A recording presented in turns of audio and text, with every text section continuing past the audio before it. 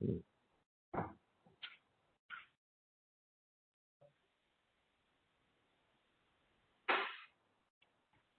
John, are you back? Oh, no.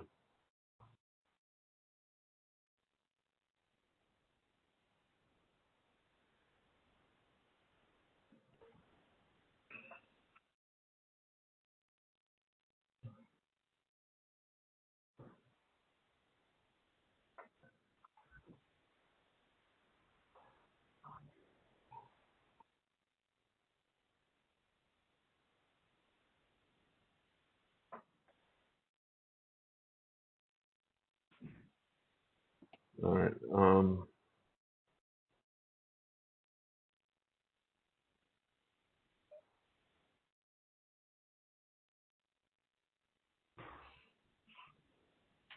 Let me ask this question. If you're on the phone, you could do *6, right? To raise your hand? No, to unmute yourself. Oh, yeah, you could do that. I don't know if you could do *6, but I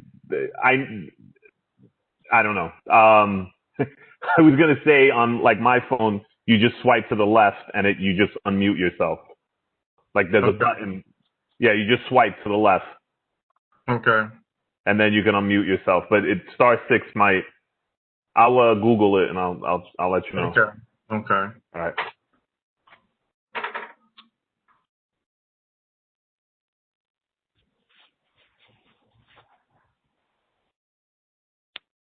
George, can you hear me? Hello, hello. Hey, is that you, John? Yeah, that's me. Did you need me for anything? Yeah, I'm trying to get can you do it in from Facebook or you need my password? I would need your password. All right, I'm going to text it to you right now. Give me 1 second. I'm forwarding the WebEx meeting to Councilman Cohen's office right now.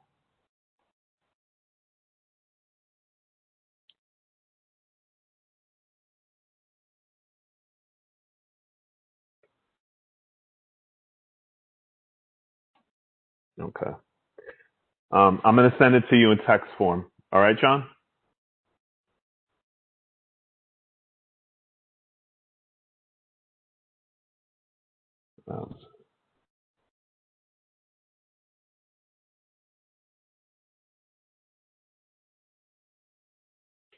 Facebook. Where the hell? We're in God's great earth.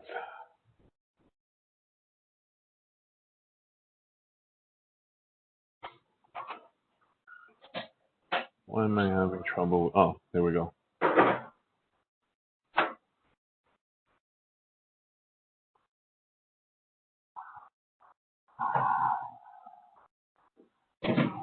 All right.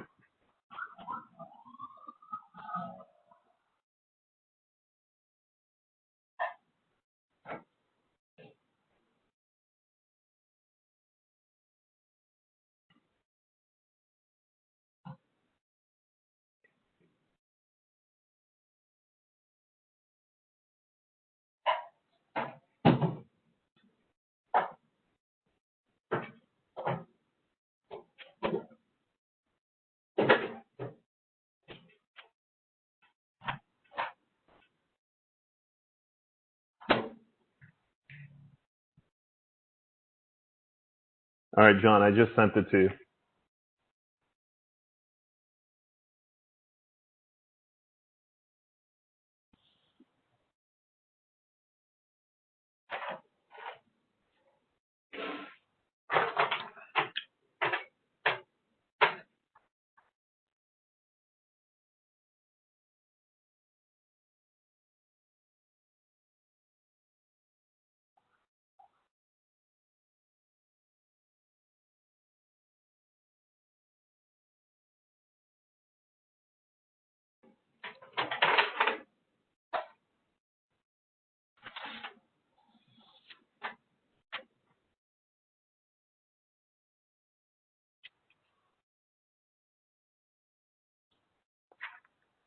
Okay.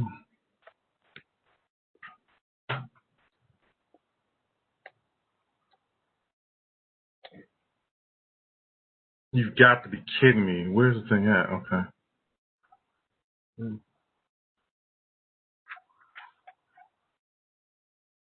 Oh, come on. Not. Oh, here we go.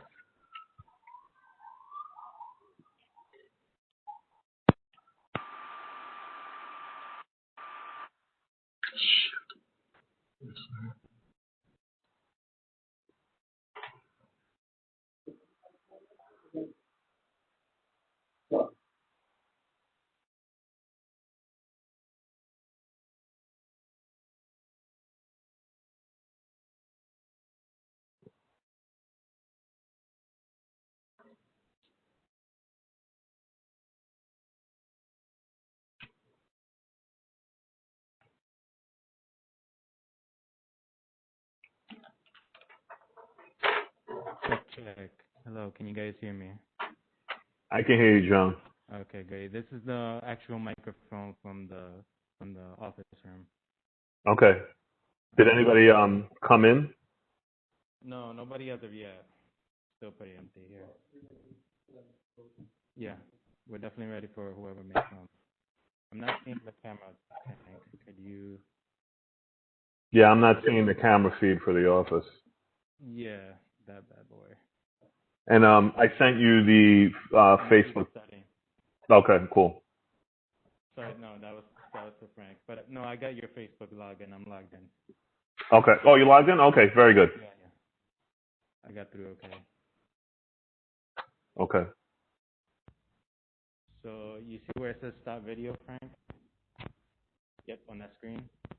There's a little check mark on the right side there, right next to the video. It's bottom center. Yep. Yeah, it's to the right of it. Little check. Yeah, there you go. Click that off and go back to YouTube.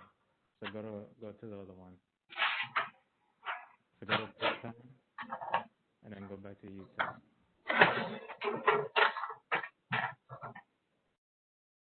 Okay, cool. Yeah, I see you now, John. 1 2 1 2 1 2 1 2. I can hear you as well. Sounds perfect. Thank you.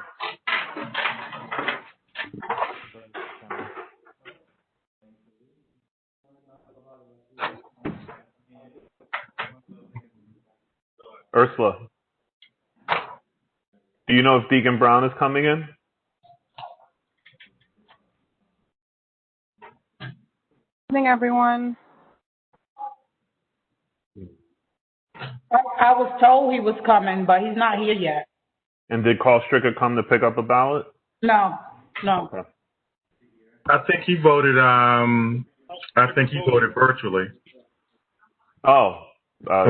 From what I was told. Carlos told us that he was coming in. He voted, Judge. He voted. Oh, he voted? Okay. Very good. Thank you. All right. Are you good, Dr. Burke? Yeah. I mean, y'all just let me know when it's time to roll. How about you guys, John and BronxNet? Are we good? Are we ready to roll? Tank, can you talk really quickly? Just tell them that give us about a minute and we should be ready. Okay. A minute? Okay. Okay, you heard me. So. That's right. Yep, I heard you. Just while we're getting started, just so I can get some questions answered. So I see Manny's here, which is good. Anybody? Okay, I see one of our speakers in Community Speaks, Ms. Gonzalez from the NYPL is here. Right now, we just have and some board members. So I think we can keep on. We can keep it moving. And I see Frank in the office. So if I see you, Frank, so right now it's just us. So the public gallery session may go very quickly. Say hello? What's that? Yeah, I can hear you. Can you guys hear me? Can you guys hear me? Yes, we can hear you. Okay. Yeah, we can hear you, Frank. We can hear you. Thank you. So you guys want to give it, I guess, maybe another minute or two to see more members show up at the WebEx? Because I just realized. Sure. I'm just curious. So who is Hefty One? So I'll know. Yeah, I don't like it like that. Who is Hefty One? That's me. Can you hear me, Chantel Green? Oh, okay. Just checking. Hi, everyone. Good evening. Okay, just checking. Okay. I think if you want, right, as the host, we can rename people. You know what? I was wondering if that was the case. Let me see. I'm still. Can we? Jerome, unmute yourself. I'm just checking. This is your phone number, 914 ending in 85? Yes. Okay. So let me see if I can rename him. If you can rename him, that'd be great. And Chantel is Hefty One. So let me just see something here.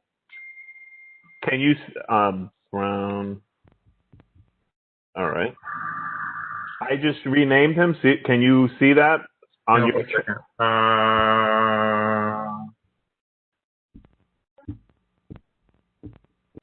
Yes. Okay. Yes. I'm gonna rename Chantel, and I see somebody else called in, so we can work on that one. 917 number too. Yeah. I'm gonna Oh, I can't rename Hefty One. Yeah, no, that's. I think once they have their own name, that's it. Okay. So let me go to 917. Is that Mr. Stricker? Can you unmute yourself? Phone number ending 917, ending in 70. Bailey, Howard Bailey. That's who? Bailey. Howard Bailey? Yes, sir. Howard Bailey. Okay. Okay. I'm renaming it now. Okay. Oh. All right, I did it. Are there any other phone numbers? Yep, there's a 718 number that just came in. 718 ends in a 13. Yeah, can you unmute yourself and identify yourself so we can name you for today's meeting? Yes, who is the 718, 7 something ending in 13? Yes, you are. My name is Deborah. What's your last name, Deborah? Richardson. Okay. Nice to have you. Thank you. Good evening, everyone. Okay, got it. Okay. I'm sorry if I misspelled anybody's name. Okay. I think when you have to show me how to do that when we get off, but I'm glad you're doing it instead of me. So that way it'll make it a little bit easier. Okay. We're up to 44 people, and we still got more people coming in. And like I said, Clinton wants to make an announcement, so I think we're ready to rock and roll. We're ready to rock and roll? All right. Well, first, let's call the meeting to order. So with that being said, let's. Are they ready for us at BronxNet? Is Frank and John ready for us? John and Frank, are you guys ready for us? Yeah, we're ready for you guys. I'm going to mute myself. I'm going to hide my camera. And then. Okay, what channel are we on, just so we'll know? Hang on for a second.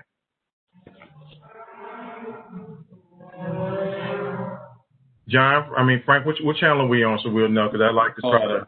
That I'm not too sure. That will probably be 67. 67, okay, I'm looking at that now.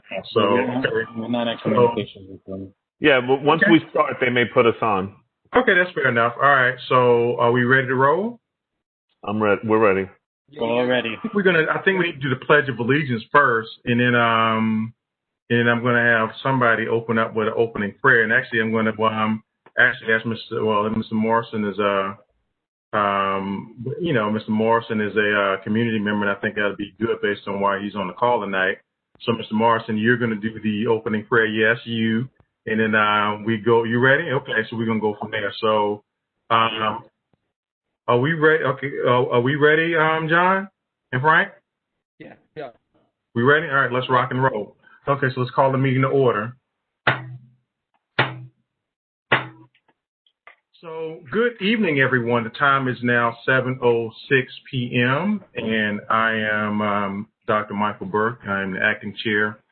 Community Board 12, and I want to welcome you to this month's meeting. So before we begin the meeting, there are two things that we would like to do. First, we would like to acknowledge our pledge to this country, and then we would like to bless the meeting with a word of prayer before we begin. And then we're going to have an announcement, and then we're going to go into the agenda. So with that being said, I would ask that we all say the Pledge of Allegiance, and I'm going to keep everybody muted so this can be relatively easy. So I'll go ahead and lead us, but if we can say it silently. I pledge allegiance to the flag of the United States of America and to the republic for which it stands, one nation, under God, indivisible, with liberty and justice for all. So thank you, everybody. I appreciate that. And I would like to, Mr. Morrison's already unmuted himself. I would like for us to, if you care to join me, join us in a word of prayer to open up this meeting. Father God, I pray that you bless this meeting. I pray that you bless the people who are attending this meeting. I pray you bless the people who are not attending this meeting, who are affected by the actions of this board. Father God, I thank you for the opportunity for all of us to wake up this morning. I thank you for forgiveness. I thank you for the mercy that you've shown us, especially in this time of need. We need you, God. We need you in a country under duress. We need your leadership. We need your wisdom. We need your heart. We need your guidance. We need your care. I thank you, God, for all the opportunities that you've given us. I pray that you bless the people that are less fortunate than us. I pray that you give us the opportunity to help the people who are less fortunate than us, that need us. I pray that we serve you honorably. I pray that you give us the strength to continue on day to day. I thank you for all the blessings you give us. I pray that you keep our families safe, our communities safe, our loved ones safe, and even our enemies safe, Lord. I pray that you bless us and continue to grant us your grace. In Jesus' name we pray. Amen. Amen. Amen. Wow, Mr. Morrison, I really appreciate that. Thank you so much for that wonderful opening prayer. That has invigorated me. That we have a fantastic meeting this evening. So before we begin, we have an announcement from our nominations committee's chair, Mr. Clinton Mike. So he would like to address the board. So Clinton, the floor is yours. Can anybody hear me? Yes. Yes. Good evening, community. Hope everyone is well. Everyone is safe. Today we will be conducting an election of the executive committee. And I just wanted to let everyone know that it's going smoothly so far. Voting will end at 8 p.m. 8 p.m. I'm cutting it off. Now, there may be some community board members who may have not received a ballot or have not yet voted. The ballots went out on Tuesday, so everyone should have received one. So if you are one of our board members, I would like you to now go check your email and see if your ballot is there. If you have not already voted, you can only vote once. But if you have not already yet voted, you need to do it now because the cutoff time will be 8 o'clock. So we have 50 minutes. The email that was sent out on the 20th was entitled Election Ballot. So maybe you could look through your mailbox and see if you can find the email that says Election Ballot. I believe the Ursula sent it out again today for some, if you may not have received it, so you can check again today. But please go and vote. Fill out your ballot. Vote one time only. And if you vote, you have to stay on the meeting until the election is completed. Thank you. I'm done. All righty. Thank you, good sir. So for those of you that have not voted, we have our marching orders from our nominations committee chair. So please, hi, Deacon, I see you. So please vote if you have not had the opportunity to vote in the elections coming up. So, one other thing, though. One other thing. They may not have received their ballot, or they may not be able to find their ballot. Maybe they can put it in the chat to let us know if you did not receive your ballot. That's a great point. So thank you. It can be, so we can try to email it to you as soon as possible. Okay. So you should also check your spam folders. It may have gone to your spam folders. That's another thing. Hello. Okay. I'm done. Hello, Okay. am I on? You're on, Dr. Goff.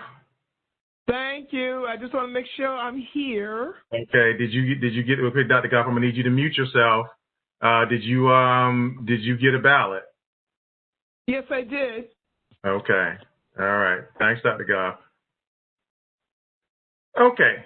So let's begin the first half of this meeting. So as with every month, we have two sessions to our meeting. We have the public session and we have the business session. So the public session is a session for you, community members, to bring to our attention anything that you need, anything that you observe, anything that you feel that we need to get done, or quite frankly, any announcements that you may need to make. So the way the public session works is the following. Once I call you, you will have 3 minutes to obviously state your name and, why you're here, what you want us to know, and get that information out to us. Once your 3 minutes are up, then of course I will, let you know that your 3 minutes are up so that we can go on to the next person, because quite frankly, we have quite a bit of business to get to tonight. And of course, there are quite a few things that are going on from the football game, which nobody's probably going to be watching because, of course, the presidential debate is on as well. So, we're trying to probably watch some of that as well. So with that being said, I want to try to get through the public session as quickly as possible. So those are the ground rules. So once you have 3 minutes, once those 3 minutes are up, then of course we move on. Now, one thing that I need to mention, once we're finished with the public session, then of course we go into business session. Now, for the general public, as well as our elected officials, we invite you to stay to the business session because, quite frankly, quite a bit of work that we do as a community board involves what we do in the business session. And so we invite you to stay for that if you time permitting. Okay? So I would like to open the public session. And the first speaker that I am aware of is Ms. Adriana Gonzalez. So Ms. Gonzalez is from the New York Public Library. And so, Ms. Gonzalez, I'm sure you're here, but if you could unmute yourself, because I did see you earlier, then we can go ahead and get you started. So welcome to Community Board 12, and we look forward to hearing from you. Yes, good evening. Thank you for having me. Good evening, everyone. I hope everyone is well and safe. I come to you from the New York Public Library to offer you updates. We have been kind of quiet because we've been very cautious with what steps we'll take next and what services we'll be offering because we still want to keep the public and our staff safe. As many of you may know, on July 13th, we did reopen 8 branches for grab-and-go services. Grab-and-go services entailed that the patrons were able to request material by either calling an open location or using our website, nypl.org. Along with their library card, they were able to request material. We were able to gather these materials that they were asking for, process them, put them on the shelf, and the patrons were able to come in, grab their items. They were already pre-checked out, and they were able to continue going home. Since then, that number of branches that were offering that service has expanded to 50, and we've been doing very well. There has been no reports of any spread of infection across staff or from the public. So we have deemed it safe enough to go on to phase 2. The library will be expected to enter phase 2 of its reopening in early November. We are actually in full swing of planning to get these services rolling out. Phase 2 will allow patrons inside of its branches to browse our collection and to use the desktop PCs. We will not be loaning out laptops at this time, but the patrons will be able to reserve computer time. They are able to browse the collection, but we are encouraging that they keep the visit to 30 minutes at least. We are not offering seating at this time or any use of our public spaces like the meeting rooms. Our programming will continue to be virtual. In phase 2, 15 of the 50 open branches will have these added new services. The list will be shared with the public soon. Grab and go service will return to its original procedure at all of the 50 branches. So that means that the patrons will actually need to check out their books. It's returning to some type of normalcy. The second wave, because we do expect on expanding our services, is expected to be in later November. Again, when we roll out one thing, we do monitor it, and we're keeping up with the city conditions before we decide to expand. The second wave, sorry. At this time, the mask and face coverings must be worn by anyone inside of a library location. Patrons must leave 6 feet between themselves and anyone else. Each library will undergo enhanced cleaning protocols and will have equipment such as sneeze guards installed. They have wipes available for the patrons along with hand sanitizer. Return materials will be quarantined for 96 hours, which is 4 days as per the latest expert recommendations. And the most important is fines on all items. If you have any items that have been checked out prior to the pandemic or even during this closure, will not accrue any fines until at least January 1st, 2021. That is the biggest one. If you know anybody who knows anybody, tell them, please bring back your stuff. They're not trying to charge you an arm and a leg, and we are not enforcing fines at this time, just to allow flexibility. Again, please continue to visit our website, nypl.org, as we are offering many virtual services for adults, children, and teens alike, and seniors. And I look forward to sharing information on the board. Thank you. Not a problem. All right. Thank you so much. I do appreciate you, Ms. Gonzalez. I really and truly do. So, again, if everybody heard that, as I said, please let's make certain that we use our libraries because, of course, education is power. And, of course, knowledge is in those books that are in the library. Okay? So next up, I have Mr. Toba LeCrown. So Mr. LeCrown is here, and he would like 3 minutes of our time. So, Mr. LeCrown, the floor is yours.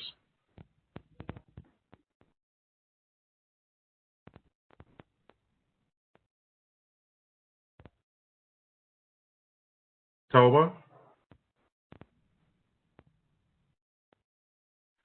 Hello? Yeah, we can hear you. Yes, good evening, community. My name is Adeyemi LeCrown Olorun Toba. I know most of you call me Toba LeCrown for short, but that's just my full name.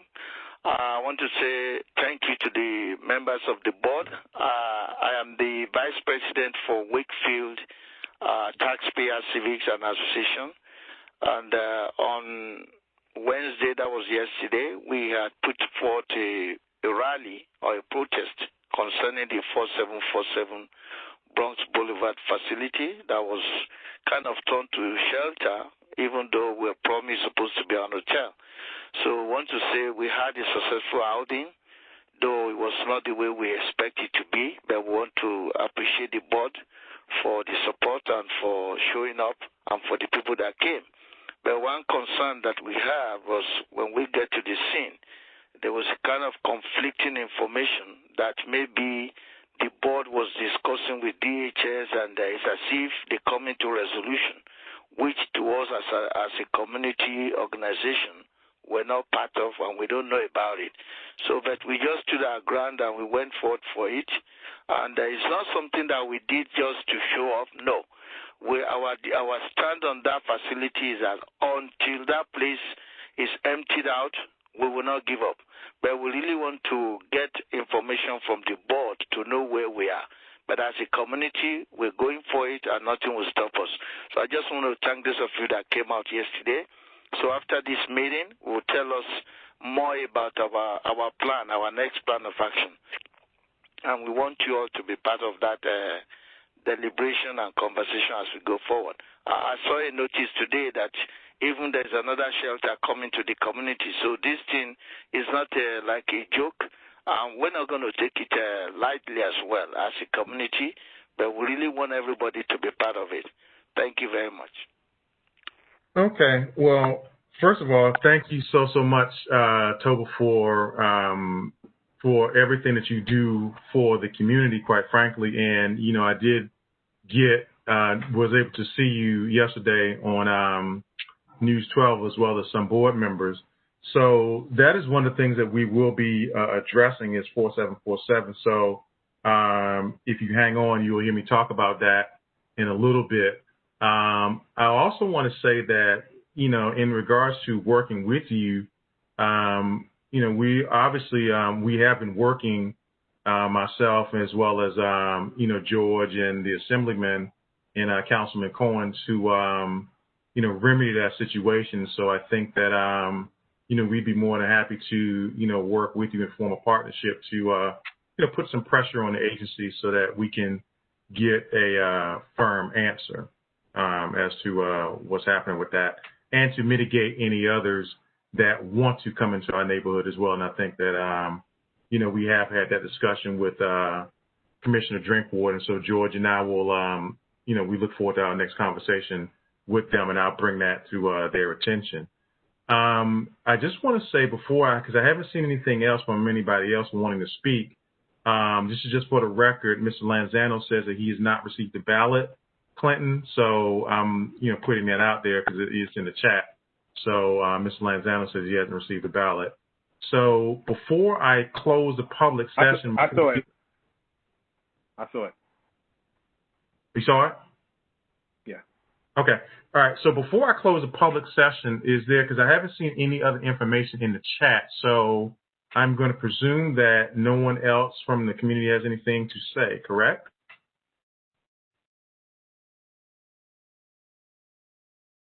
Okay. Michael, Dr. Burke, in the chat there was brags against the program against Bronx Risers Against Gun Violence. They're giving out candy for October 31st at 6 p.m. So I just wanted to note that. Okay, that's very, yep, I saw that in the chat. Right, okay, so thank you, Ms. Hayes. I do appreciate you bringing that to everyone's attention. So, all right. Well, hearing none, seeing none. Anybody else in the public session? Going twice?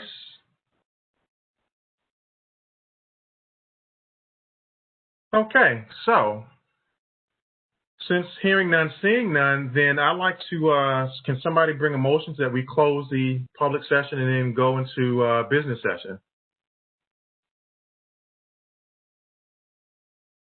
I'll make a motion that we go into business session. Okay, so Mr. Ivan Boris has made a motion that we go into business session. Is there any second? Second, John Isaac. Okay. Seconded by John Isaac. Okay, so with call for the question. Okay, and I'm going to presume this is an affirmative. Anybody that is opposed to, actually I should say that in this way, all in favor of going into business session signify by raising your hand saying aye. Aye. That's everybody. All opposed have the same right. Motion passes.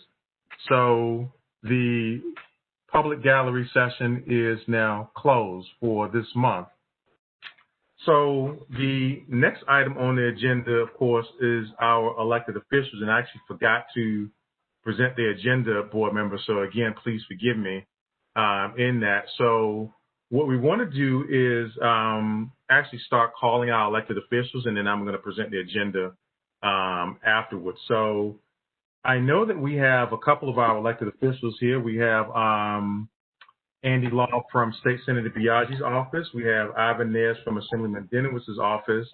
And we have Julie, I can't pronounce her last name and I don't want to mispronounce it, from Andrew Cohen's office, from Councilman Cohen's office. So I'm going to call on them in that order. And if there's anybody else here, and I know the DA wants to come in, and so the DA will be coming in a little bit later on. So Julie's last name is Danielowski from Councilman Cohen's office. So the first person I'm going to call on is Ivan Nez from Assemblyman Denowitz's office, and have him get us started with the elected officials. So, Mr. Nez, are you available? Yes, I am, Dr. Burke. I'm ready. Not a problem. Good evening to you. Good evening to everybody as well. Ivan Nez from State Assemblyman Jeffrey Denowitz's office. I apologize if there's some noise in the background. I got the dishwasher going. and I'm just preparing some dinner. But I'm going to be dropping my information into the G-chat, or not G-chat, the regular chat again. Our office is currently open Monday through Thursdays, 10 to 3 for document drop-offs as well as notaries. We are open, so if anybody has any other issues, whether they be community-based or legislative, feel free to call our office and leave a voicemail, or if you call between the 10 and 3 Monday through Thursday, there will be people there to answer the calls. So I've dropped my information into the chat.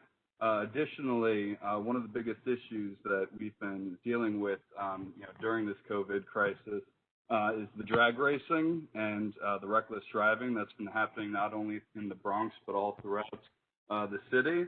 I actually have some updates about that. The Assemblyman's been working pretty closely with the various precincts to see what they can do about it. The official word that we've received is that most of them are looking into it. Unfortunately, they're unwilling and, rightfully so, to get into high-speed pursuits with these individuals just as a, matter of public safety. However, our office has actually put together, give me 1 second, a link that you can actually go to, and you can report any reckless driving that you see in the area. I've just dropped it into the chat as well. Additionally, the Assemblyman's actually on his way. He was just in another meeting that's hopefully wrapping up soon, so I think he might be on around 7:45-ish. But I just wanted to address a couple of those things, and if you have any questions, feel free to ask, and that's what we're here for. Okay. Well, thank you so much, for pinch hitting for the Assemblyman. Mr. Nez, we really appreciate you. And like I said, if he comes in, he's more than welcome to come and address his body. And so, we look forward to that. And I'll send a private chat when he does. Not a problem. Okay, great. Thank you so much. So we next have Andy Lobb from State Senator Biaggi's office. So, Mr. Lobb, if you would please unmute yourself, and look forward to hearing from you from the State Senator. Well, good evening. Thank you, Dr. Burke, for having me, and to George Torres, and it's really great to meet all of you. I am the Senator's new Constituent Services Director. We are remote at the moment, but we are still working just as hard. And the Senator is actually about to hop on herself, so I'm not going to say too much, but I dropped my email in the chat as well. We're working with Assemblyman Janowitz's office on issues like reckless driving, housing, and evictions, as well as helping with social services. So we're here as well if you need us, and I look forward to being on again in the future. And the Senator should be in any moment. Okay. Thank you so much, Mr. Lobb. And again, welcome to your first meeting here at Community Board 12. On behalf of the Community Board, I could say that we look forward to working with you and resolving any issues that the Senator may have. And if anything that she needs from us, I can speak on behalf of the board. You have our support, especially if it comes to the beautification of our community. So thank you again and welcome aboard.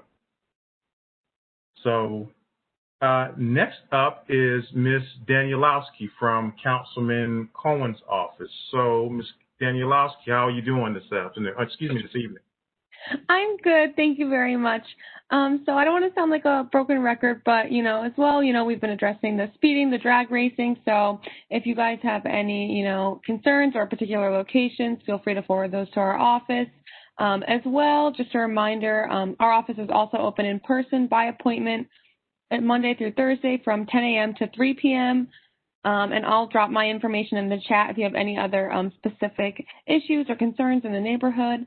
And as well, just a reminder that there is early voting taking place, and there's going to be you can send in an absentee ballot and the election itself.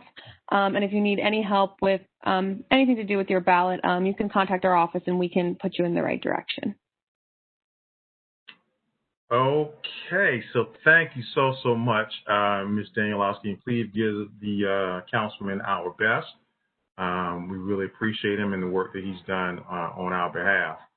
So I see that Senator Biaggi has come on, but before she comes on, I would like to ask Mr. Elijah, and I do not want to mispronounce it. Is it Nwakoka from the former Councilman King's office? And so he has a couple of words that he would like to say. So I would like to unmute him. And please feel free to bring your greetings to Community Board 12. Yeah, my name is Elijah Nwokosha, from former council member and the King office. So we all are working remotely from from the house. So basically, I don't have any information to give to you, but we are working remotely. Thank you, everybody.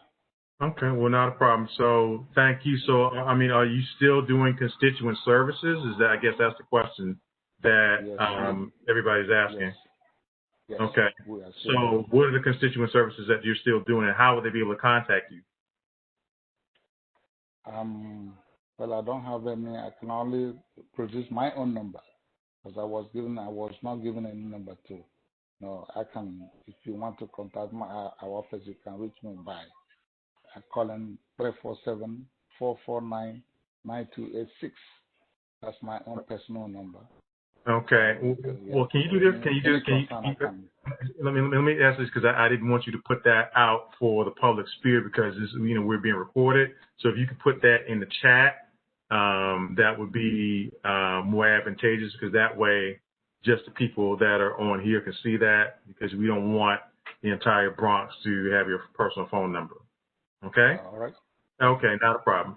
So thank you. So Senator Biaggi, I see the Assemblyman is coming as well. So Senator Biaggi, I see that you are here. So welcome, Senator Biaggi, and how are you doing this evening? And we look forward to hearing from you. Hi there. Hello. Okay, Senator Biaggi, you muted. Can you? Okay. Okay, can you hear me now? Yes. Wonderful. Hello, nice to see you and nice to see all of you and good evening. I know that you've just met Andy, who is my new Constituent Services Director. Andy has worked in the Bronx for many, many, many years, and so I feel very lucky to have him join our team.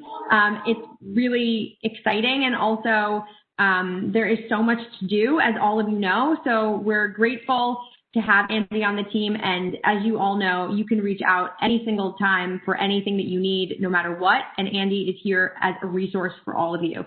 I just want to take 1 or 2 minutes just to remind everybody, non-politically, that early voting in the state of New York begins on Saturday, the 24th. You have 10 days of early voting. And because we anticipate that voter turnout will be incredibly high in the state of New York, please make a voting plan if you have not voted by mail, simply because we want to make sure that we are voting safely. If you have any questions about any of these things, please reach out to us. We are doing an event in my office next week with the Public Advocate's Office to just share information about what early voting is so that everybody understands what their options are. So we can send you information about that. That will be on Tuesday with the Public Advocate's Office, as well as with Assemblywoman Karina Reyes. In addition to that, we continue to receive requests about laptops, about internet issues, about evictions that people are facing despite the fact that there is a moratorium, even though the moratorium is not really a moratorium, and we can talk about that if you'd like, as well as food insecurity issues. And so what I offer, again, and I really ask that you please share this with us, if there is a need for food, if there is a need for access to Wi-Fi, if there is a need for access to computers, please, please, please, please tell us so that we know and that we can help you, because I do not want anybody to be left alone, to suffer in silence. And from so many different reports what I have heard is that a lot of children are literally learning on their parents' phones. That is absolutely insufficient. And I want to be able to help if I can. So please be in touch with us. I know that this is one of the biggest stressors of the moment. And we have been able to secure laptops just by being very loud and annoying to the mayor's office. We'll do that. It doesn't matter. We'll ask 100 times if we need to. But I don't want anyone to not have what they need, especially as it relates to learning remotely, because this is a very challenging, it's just incredibly challenging for so many families. And I think a lot of people don't even know who to ask for help. So please use us. Please ask for help. And again, if it's none of the three things that I just mentioned and it's something else that you need help with, we're here to help you. So please reach out to us. Thank you, Senator Biaggi. Thank you. So I have a question that I was going to, either you or the Assemblyman can answer it, but Sure. since you're, I'll answer it ask you. Why is early voting really only a week in New York State when you have so many people in the state? So for instance, in my home state, early voting started earlier this month, whereas in New York, I mean, this is about the third or fourth most popular state in the entire country. And so why is early voting only a week? When we passed the law last year, the statute that we all agreed upon was 10 days of early voting before Election Day. You'll notice also, too, that the day before Election Day is not an early voting day, which in my opinion is ridiculous because early voting should be all of the days leading up. It was just decided this way. There is always opportunity, though, to the point you're making, to expand it. Because we now have such a powerful and cohesive majority in both houses, we are able to do lots of different things that relate to voting rights. And so I'm sure you know this, New York is like one of the last states in the country to have early voting at all. But to the point you're making, a lot of other states have it for a month or they start much earlier. New York is very late to this game. And so that's not an excuse ever. When we pass laws, there's always ways to make it better. I happen to agree with you that we should have it longer. I will say that because I know that this is always the response back to that, part of why our operations when it relates to our elections is so poor, and I can say that because it is, even though people are working very hard in our boards of elections, despite their hard work, the operations are poor because we don't fund our boards of elections properly. And so because they don't have all of the resources that they need, which include things like more staff and more technology and the ability to print things, we have disadvantaged our boards of elections in New York. And so there is a cry across the board from many legislators, myself included, but especially those who are here today and others, to fund our boards of elections. This is all part of the process. And so this is a beginning point, and I think we should absolutely accept it as that. We should not accept it as this is it. This is the way we, decided it and that's it. I will share this with you. We have started the process for the constitutional amendment to have no excuse voting. What does that mean? In states like, for example, Oregon, who has done early voting for so many years before us, they have no excuse absentee ballots, meaning that you don't need a reason to get an absentee ballot. You can just receive one in the mail. And that's how most of Oregon votes. In fact, I think it's how the whole entire state votes. In the state of New York, it will not be until 2022 that we have no excuse absentee voting. Why? Because in order to change this part of the process in voting, it requires a constitutional amendment. A constitutional amendment requires 2 consecutive legislative sessions, and then it goes to the public for a referendum vote.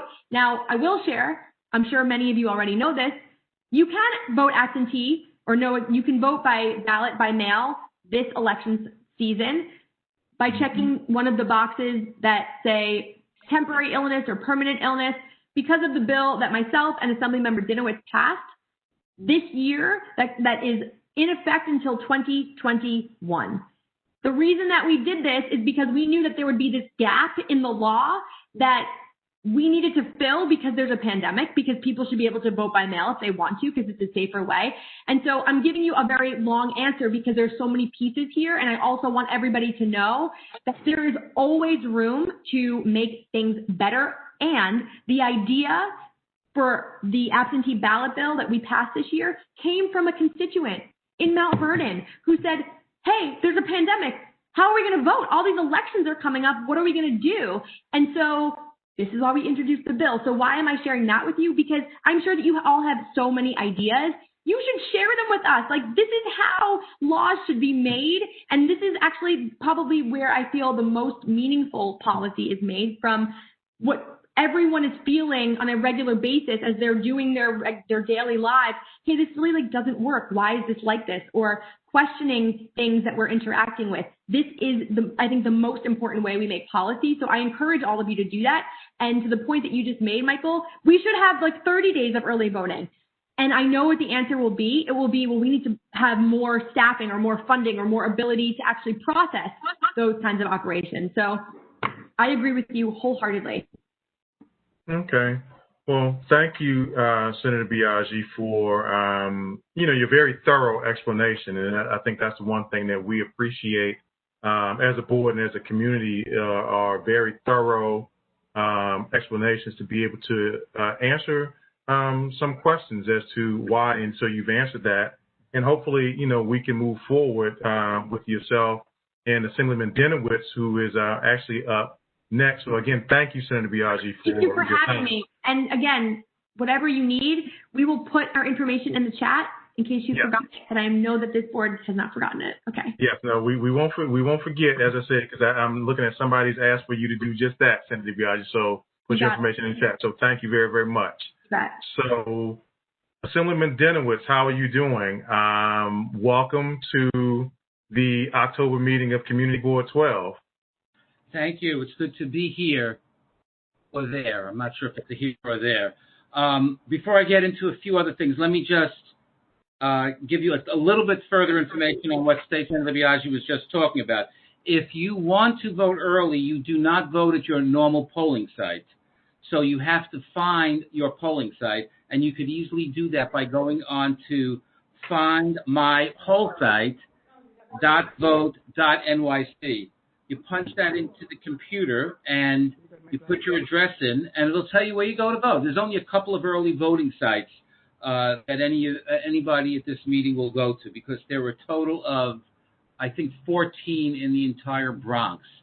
So there were probably everybody on this conversation will go to one of two sites. So just check it out on findmypollsite.vote.nyc. And the 9 days of early voting, let me give you the hours. The 2 weekends, Saturday and Sunday. My reading glasses. Yeah, okay, good. So the 2 weekends, which is this Saturday and Sunday and the following Saturday and Sunday, the hours are 10 a.m. to 4 p.m. And then the 5 days in between, on Monday it's 7 to 3, Tuesday 12 to 8, Wednesday 12 to 8, Thursday 10 to 6, and Friday 7 to 3. So there's a lot of time for early voting, but absolutely, we should have more. It'll be interesting to see the turnout we get. We did not have many people doing early voting this past June, but November 3rd is a presidential election, so hopefully a lot of people will take the opportunity to do it before November 3rd. I know a lot of people are concerned about mailing in their absentee ballots. I personally think that's a well-founded concern. If you can't go out, you should do that. But you could also bring your filled-out absentee ballot to one of the early voting sites and drop it in a special box that's there, or to any of the regular poll sites on November 3rd. Or if you can't go, you could have somebody else bring your absentee ballot to the poll site if you're afraid of mailing it out. So there are so many different ways you can cast your vote, and there were just a million opportunities this year. So I think we've made huge improvements, but of course there's more to get done. And State Senator Biaggi was correct. We passed a law that allows people to get an absentee ballot for any reason. We're not like the state of Oregon where they automatically send ballots to every single person, but there's really no reason why somebody should not have easy access. So let me just touch on a couple of other things. I guess the 4747 Bronx Boulevard situation is still there. I don't know that anything has really changed. I know that Dr. Burke and George Torres and others have been very vocal and active on this, and we have really tried to speak out on it. And I'm not going to repeat everything I said at the last meeting, but it really does irk me that because we're in a working class, middle class community where the people can't afford to hire a high-powered lawyer, that the city seems to think it can be a little bit pushier with Wakefield, for example, in the Northeast Bronx than, say, the west side of Manhattan. That is bad. We have not been able to get a specific commitment from the city as to when they are going to relocate the individuals at 4747 back to where they were in the first place. We certainly don't want anybody's health or life being endangered in a place where they shouldn't be. So I don't want to seem unsympathetic to the people who live there, but on the other hand, I think we have to be very cognizant of the fact that this community has all too often been seen, I believe, as a dumping ground by the city because they think they can just easily do it. But we know that the shelter project renewal on Bronx Boulevard below Nereid Avenue, we warned them about the problems, and they only provided security there after there was a murder of the director of the shelter, and that was just horrendous. So I think it's important for the community to speak out always, and just know that myself and my office, and I'm sure all my colleagues, stand ready to be supportive as well. I just wish we had better news to report. I think that before I got on, I know the issue of drag racing was touched upon. We've had that issue throughout our district. You know, everybody thinks that the only place where there's drag racing is on their block because that's the only drag racing that they hear. In fact, it has become a citywide problem. Even before COVID, it was a problem, but since then, it's spread all over the city. I've put in legislation, as have others, to try to increase penalties and do things that'll give us tools to try to stop it. But the bottom line is we can pass all the laws we want, but they have to be enforced. If the police can't or won't, I assume can't, enforce the laws, then it's really very difficult to control the problem. But we're trying to tackle it in every way that we can. If there are other issues, you know, everybody should feel free to contact us. Our office is open again, so we're not only doing email and returning phone calls, but we are in our office in person. Our office has sponsored numerous mask and hand sanitizer and food giveaways to people who need it. And unfortunately, the needs continue to grow. This crisis, I think, in good part because of horrendous leadership from the White House, has not subsided, and hopefully things will change. So anyway, if anybody ever has any issues, anything, please feel free to contact my office. Ivan Neds, who's here, has also attended all the Board 12 meetings, and we deal with everything. So if you have a problem and you're in the 81st Assembly District, give us a holler. Thank you so much for allowing me several minutes to speak. Well, thank you, Assemblyman Denowitz. And I think that, you raise a good point as it pertains to 4747, because it's one thing that you've discovered about me is that, I will, and you've heard me on these calls, really hold the commissioner's feet to the fire. And so, I don't know if you've heard about the call this month, because I haven't.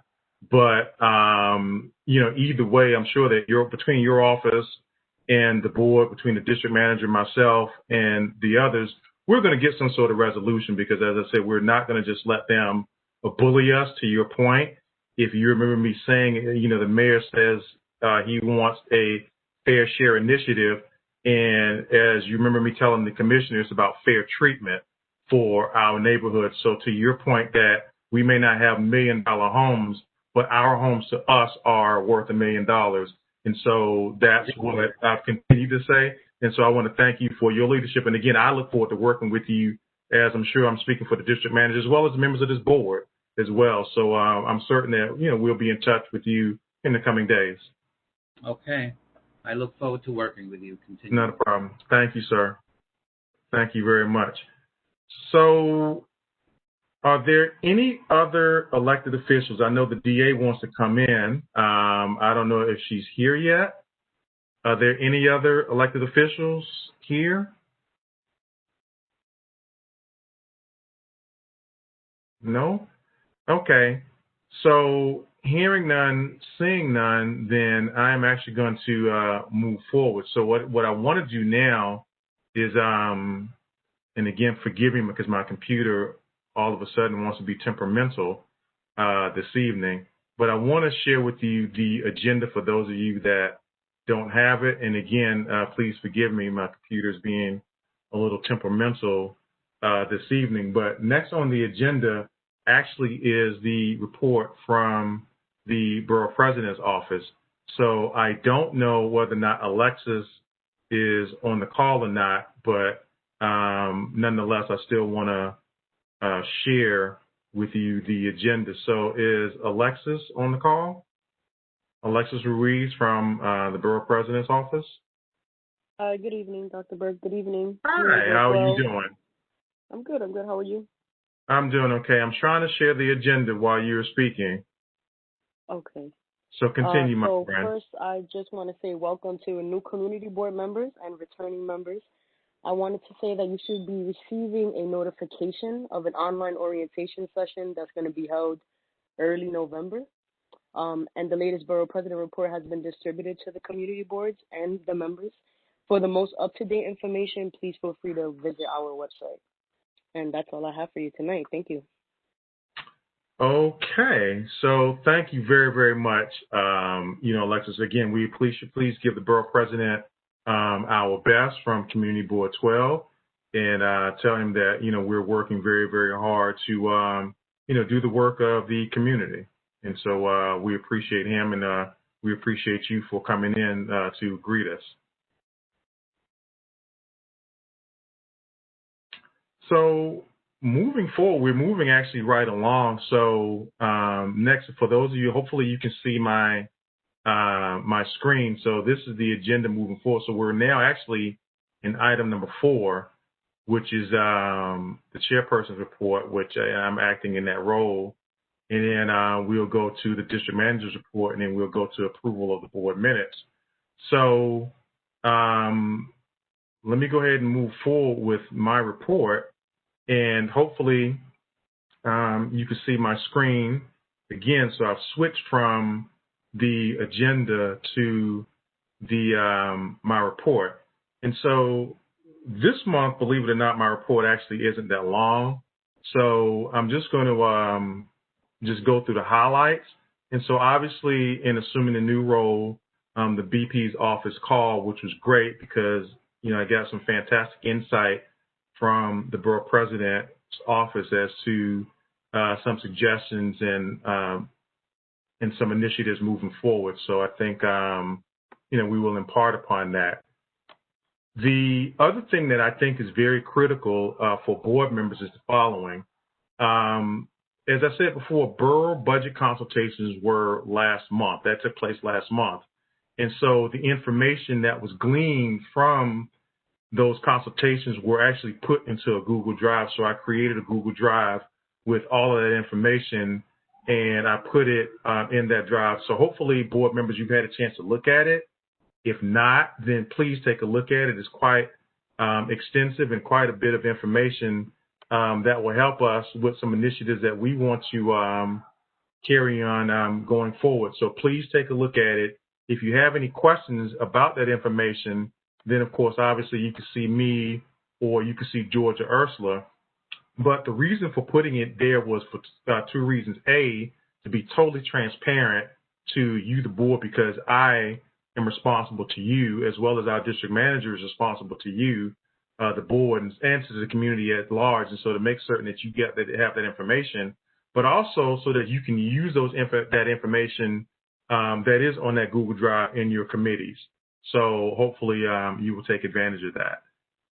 As far as committee meetings that took place, I attended the Parks meeting and I attended the Transportation and Capital Projects meeting. And so I know that one of those items will actually come up for a vote tonight. But the parks meeting actually was very, very well attended. And so, as I said, I don't know if a report has been sent out, but if hopefully that will be coming if it's not in the coming days. So you can find out what happened at that particular meeting.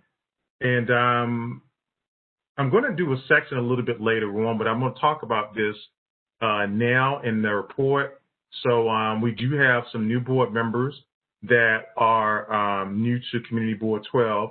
And so what I want to be able to do is go into that a little bit later on in the agenda, because, as I said, they will be introducing themselves. And that way you can get to know these new members in section number 7. So with that, I am done with my report.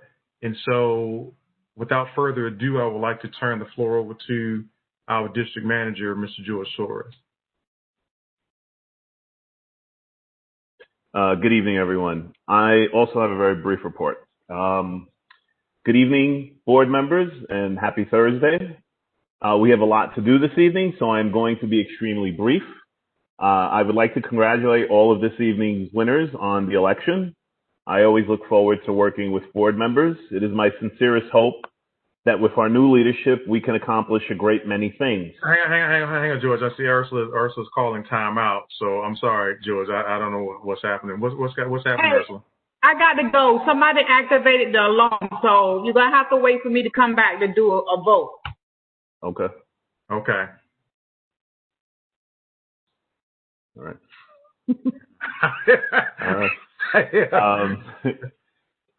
So, like I said, I hope with our new leadership, we can accomplish many things.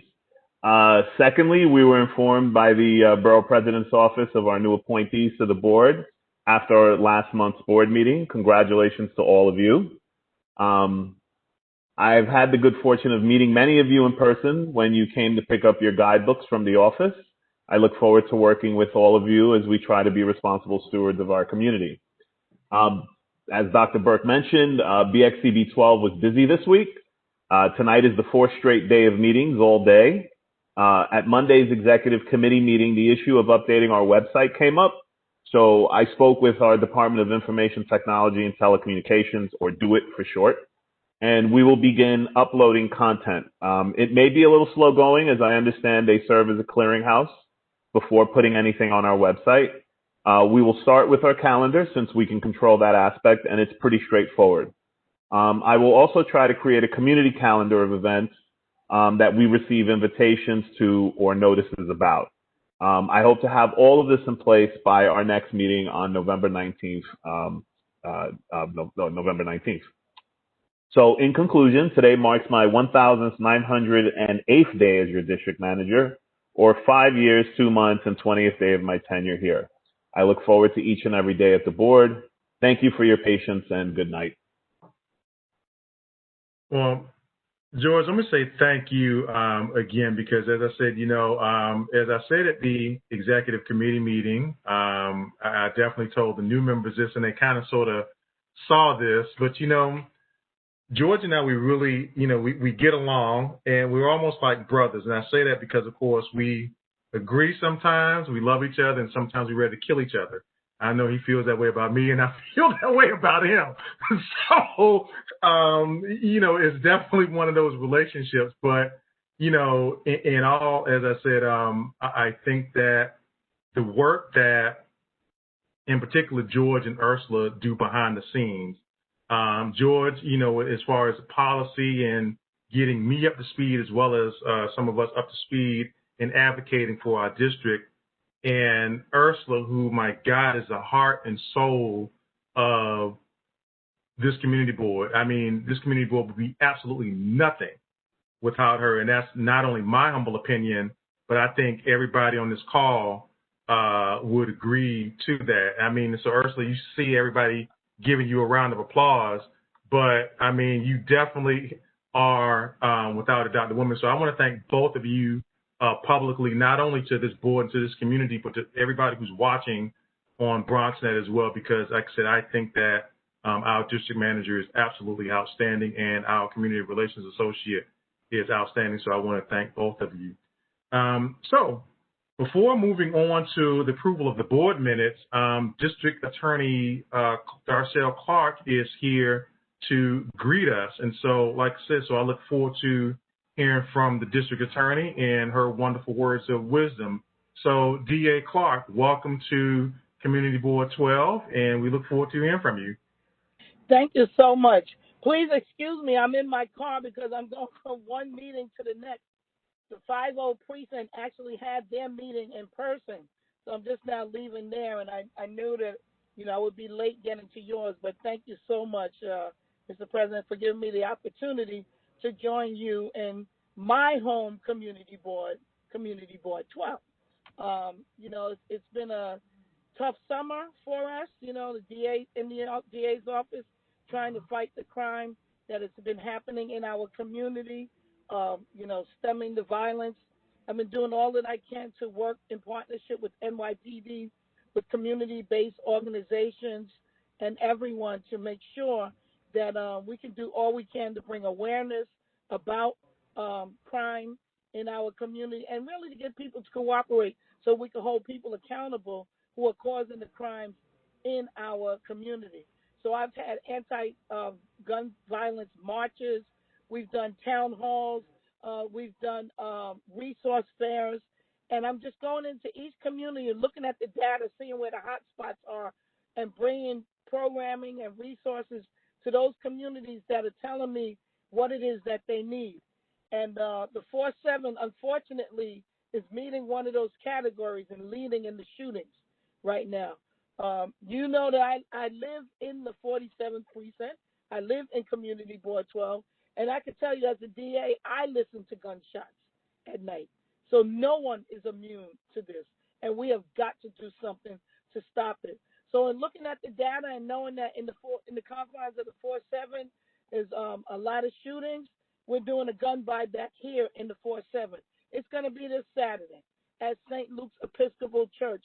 Father Duvet has been gracious enough to open the doors of the church to my office in partnership with NYPD to get people to turn in those handguns, get them out of your homes, off of our streets in order to make our community safer. So Saturday from 10 to 4 at St. Luke's, no questions asked. People will not be arrested. We want people to turn in the guns. This is my third gun buyback. I do it in conjunction with the police department, and we give a $200 cash card for people that turn in working guns. No questions asked. $200. Now, if you turn it in outside of this amnesty program, it's $100 if you just turn a gun into a precinct. So we're doubling that. It's going to be $200 cash card. But I wanted to do more.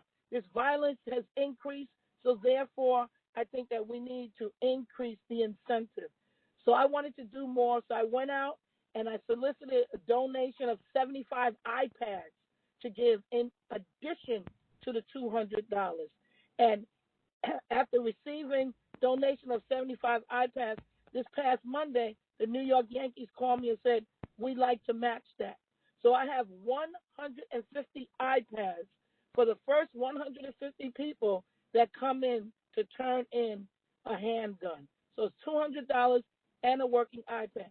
Why is that important?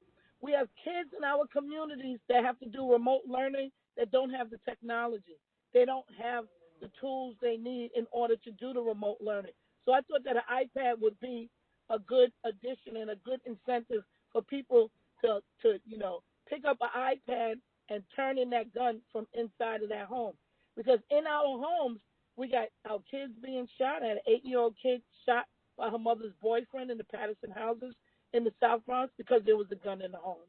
COVID has caused a lot of depression. People suffer with mental illness. Guns in homes mean suicides.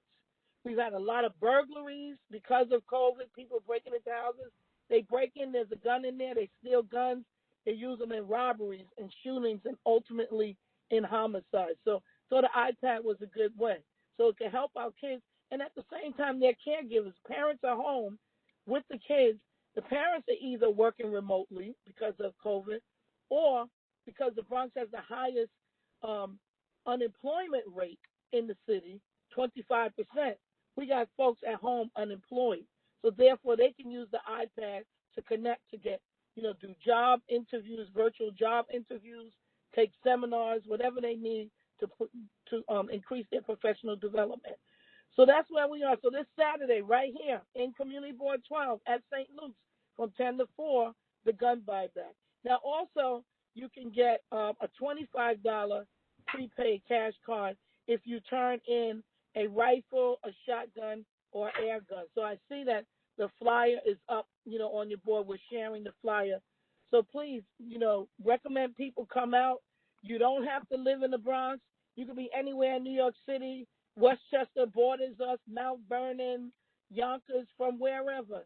Turn in the gun, get the iPad, get the $200, and hopefully that will help save a life, from somebody, for that gun getting into the wrong hands. So that's what I wanted to share with you this evening. Thank you so much for giving me that opportunity.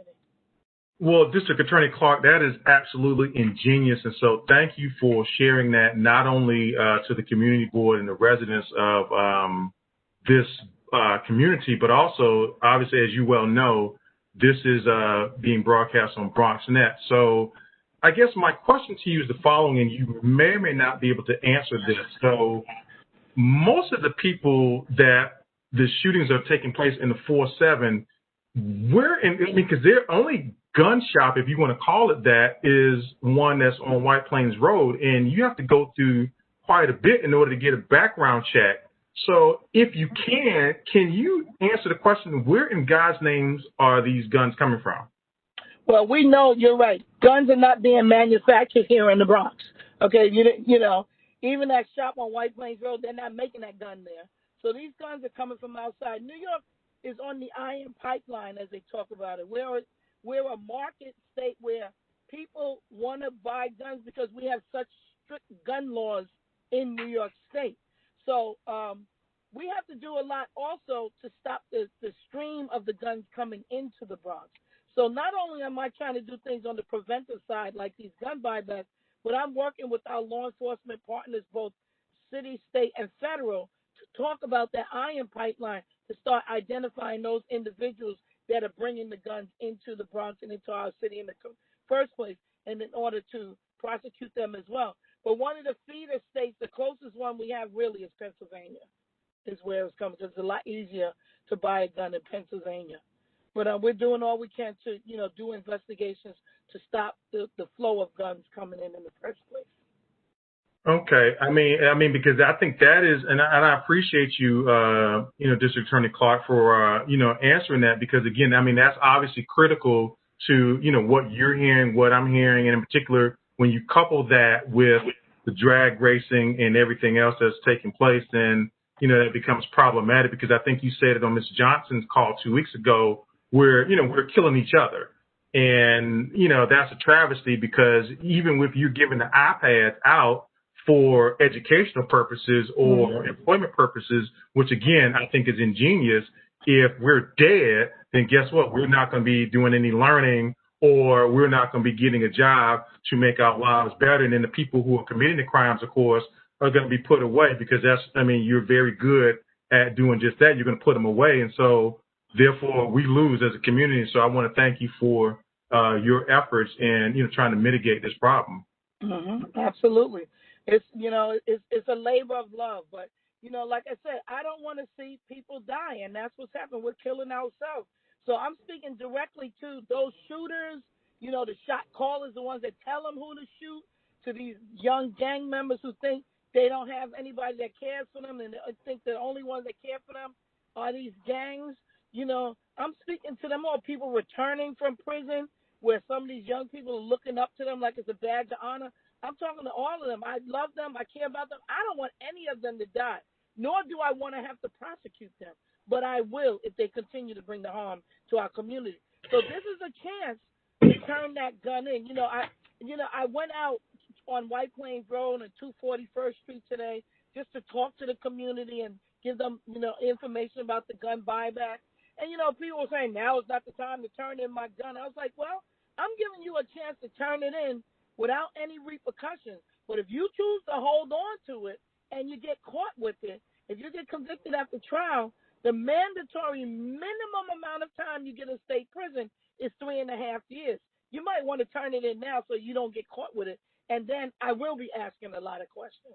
So, this is a chance for people to do the right thing, to make our community safe.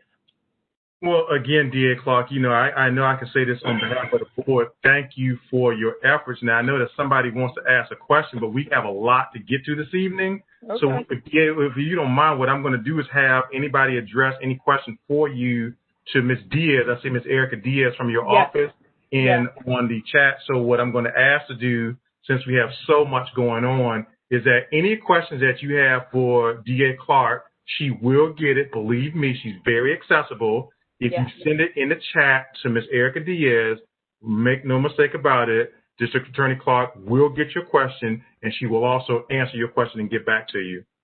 Absolutely. Okay. Thank you, DA Clark. I really appreciate you. I really and truly do.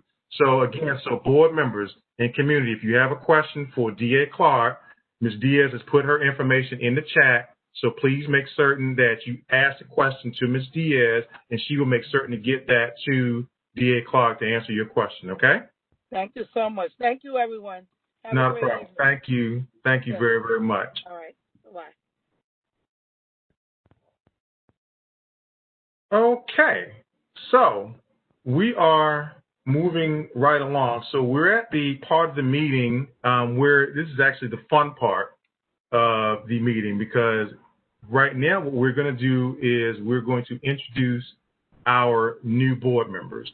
And so I'm just very happy at this particular part of the meeting because, as I said before, having these new members really has been invigorating if you have had the opportunity to speak with them. And I know I just see Jerry is smiling because, of course, she's had that opportunity to interact with some of them.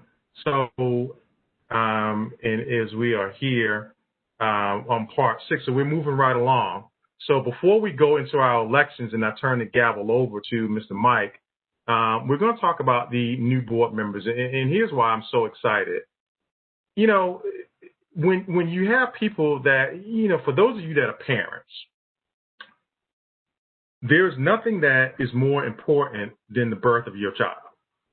For those of you that are parents, you can recognize that. For those of you who aren't parents, obviously, whatever event that's happened in your life, whether it be marriage or whether it be some sort of graduation event, but when you have that child, you want to, and not to say these members are children because they're not, but that child is so full of energy. And of those of you that remember running and chasing that child around, and saying, "Mommy, Daddy will come get me," and then of course what you want is for that child to grow up into the beautiful adults that you all are here now. And so when I received the names of these new board members, obviously one of the things that I want to do a little bit different than what's been done in the past is to actually make certain that these members felt welcome.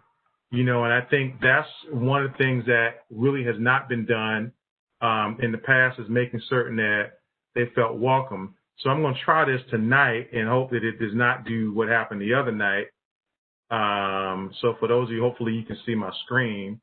And then getting to the new members. So it should be coming up shortly. And so, dang it, it did it again, right? So let me stop because I blacked it out, and for whatever reason, my computer is temperamental. So since my computer is temperamental, then I don't know what happens. It's blacked out on my screen. And then, of course, you come in person, and it does something funky like this. So anyway, as you can see, I wrote them a letter.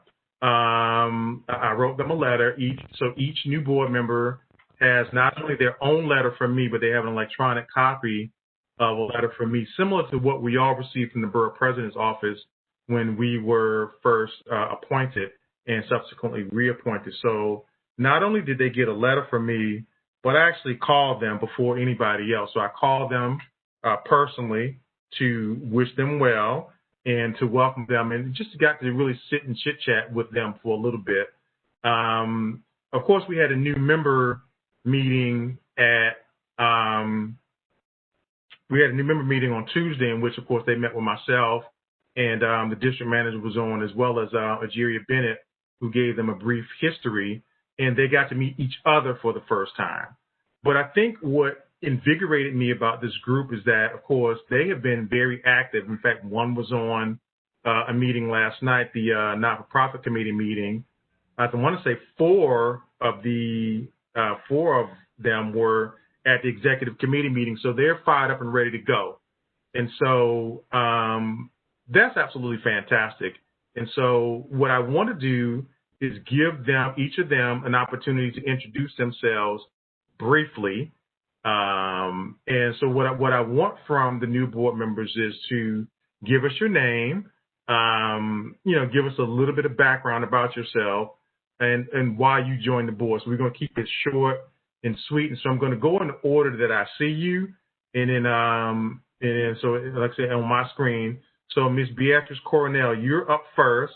And so I'm asking new board members that when you're here that you obviously let everybody see you so people can put a name with a face. So Ms. Coronel, you're up first.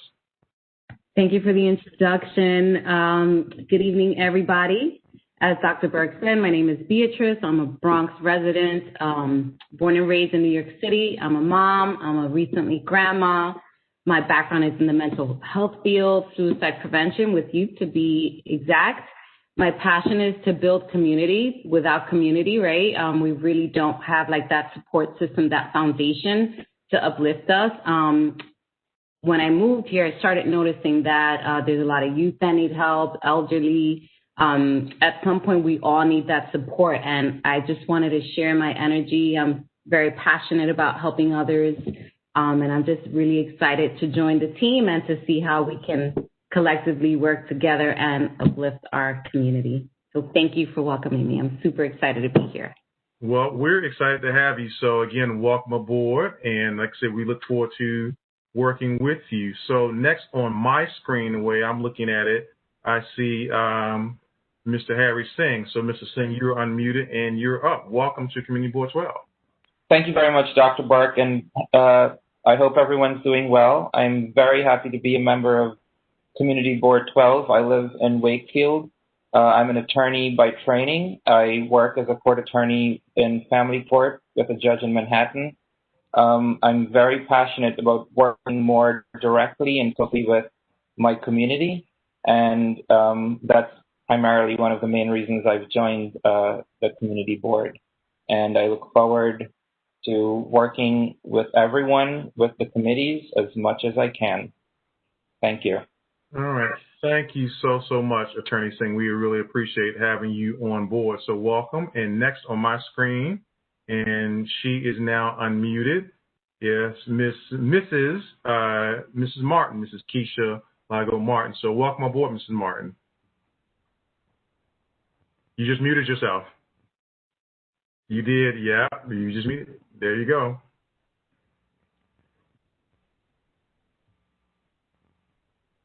We cannot hear you. Yeah, so same things that's happening that happened the other night. You want to say 1, 2, 3 again? Because we can't hear you. Or you just going to put it in the chat? Okay, you can put, okay, all right, that's fair enough. So moving right along on my screen that I see next, I see Ms. Sydney Blair. So Ms. Blair, I'm going to meeting you, and welcome to Community Board 12 in your first meeting. Hi, everyone. Good evening. My name is Sydney Blair. I am 23 years old. I am a Bronx resident, born and raised, love the Bronx.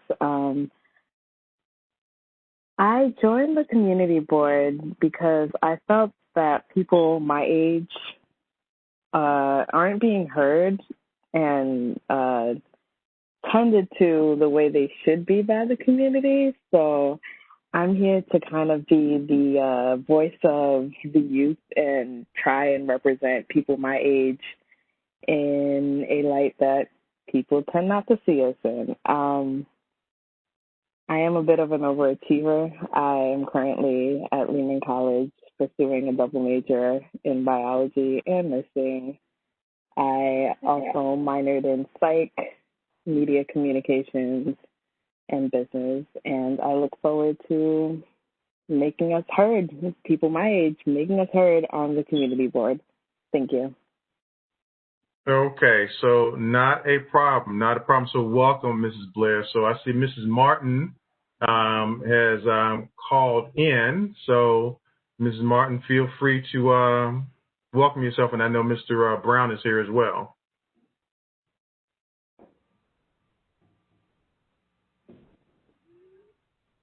Okay, we cannot hear you still.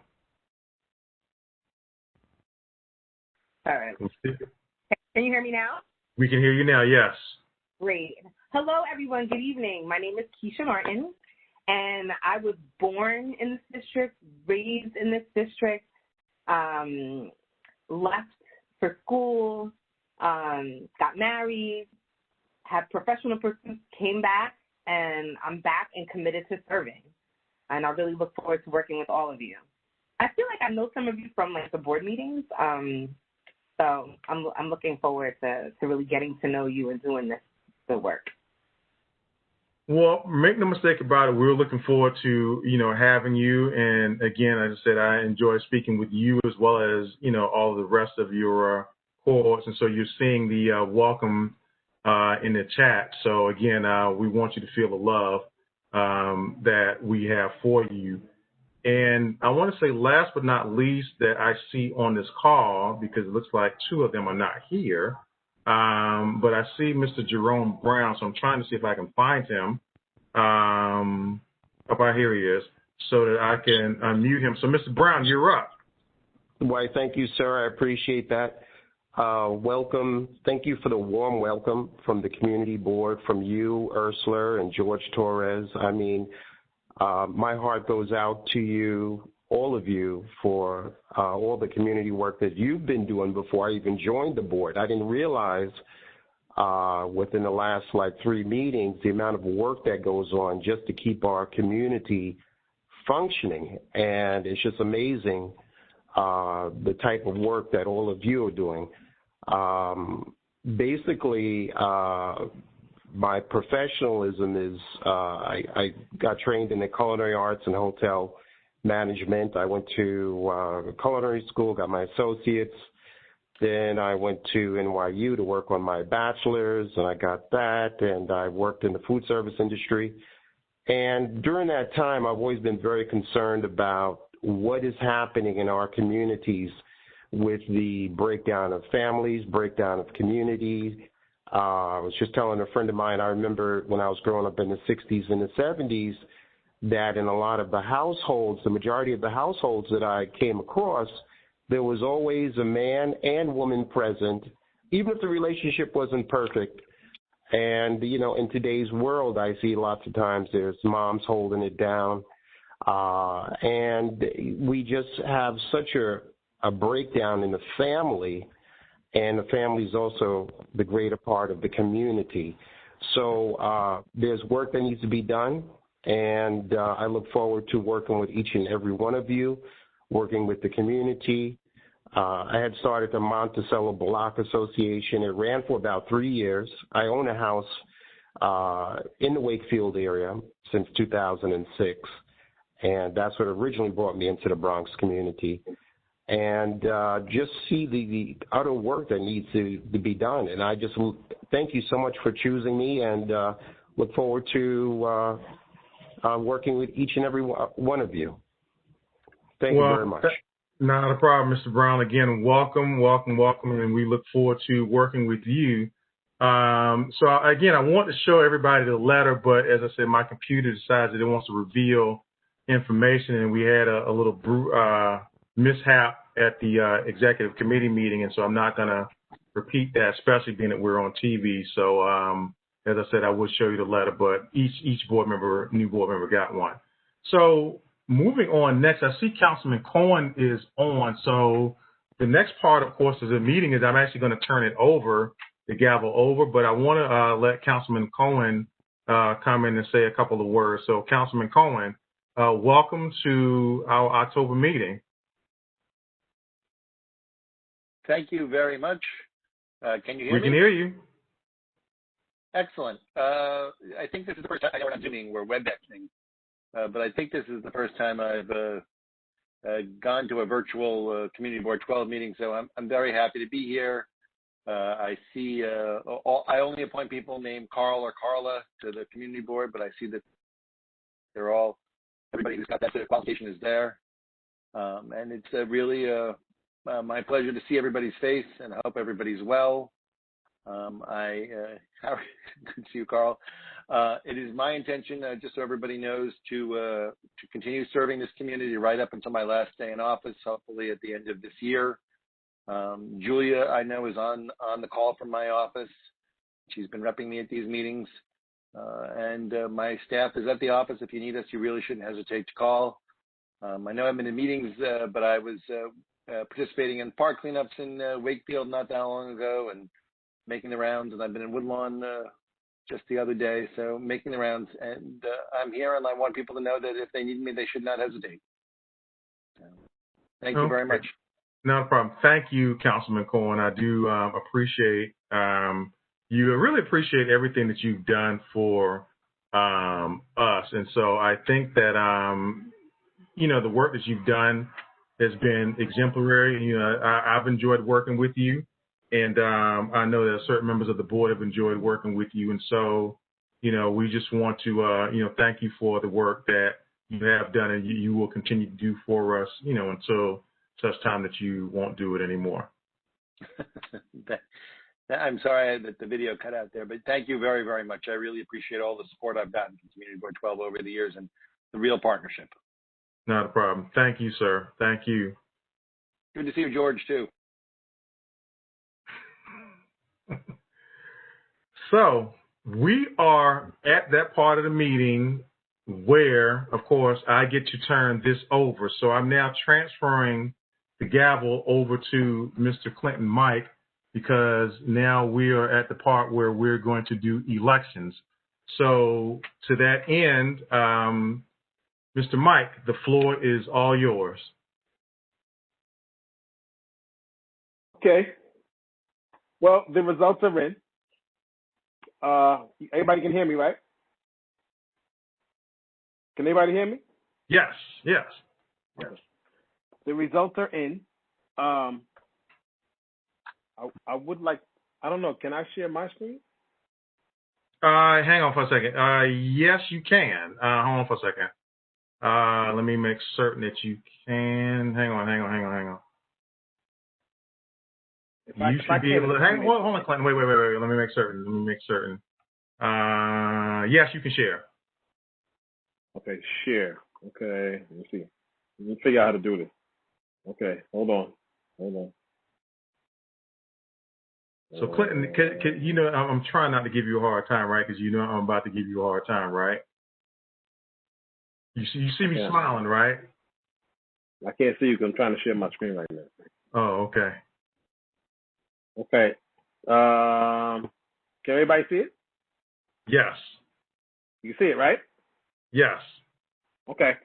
So these are the results of the election, the 2020 Bronx Community Board 12 election. So here we go. 34 total responses, 35 because we had one write in one paper ballot in addition to these 34. So here we go. By 97.1%, Dr. Michael Burke is the winner of the chairperson for Community Board 12. Everybody good with that? Okay. We had, I guess, 2.9% vote for Mr. John Isaac. First vice chair of the Bronx Community Board 12, the winner by 44.1% is Mr. Jerria Bennett. Second place, 29.4%, Carl Stricker. Third place, 26.5%, Mr. Ivan Boris. Okay. Congratulations to the chair and the first vice chair. Second vice chairperson of Community Board 12, by a landslide, Mr. John Isaac won with 97.1%, and Michael Burke had 2.9%. Congratulations. Secretary of Committee Board 12. By a total of 88.2%, Ms. Judith Benitez wins that position. Mr. Theodore James had 11.8%. Congratulations. And by a landslide, 100% of the vote for treasurer, went to Ms. Tolene Dickerson. So there you have the results of the Committee Board 12 election. I congratulate all the winners. I congratulate everyone that took part in the election. Congratulate the nominating committee. I congratulate the community board, and I congratulate the community. Thank you very much. Well, Clinton, first of all, I want to thank you because I'm clapping, and so I want to thank you for all of the work that you did in order to make this happen yourself, and to George Torres and to everybody who absolutely made this happen. Yeah, the team. It was a team effort. Yes.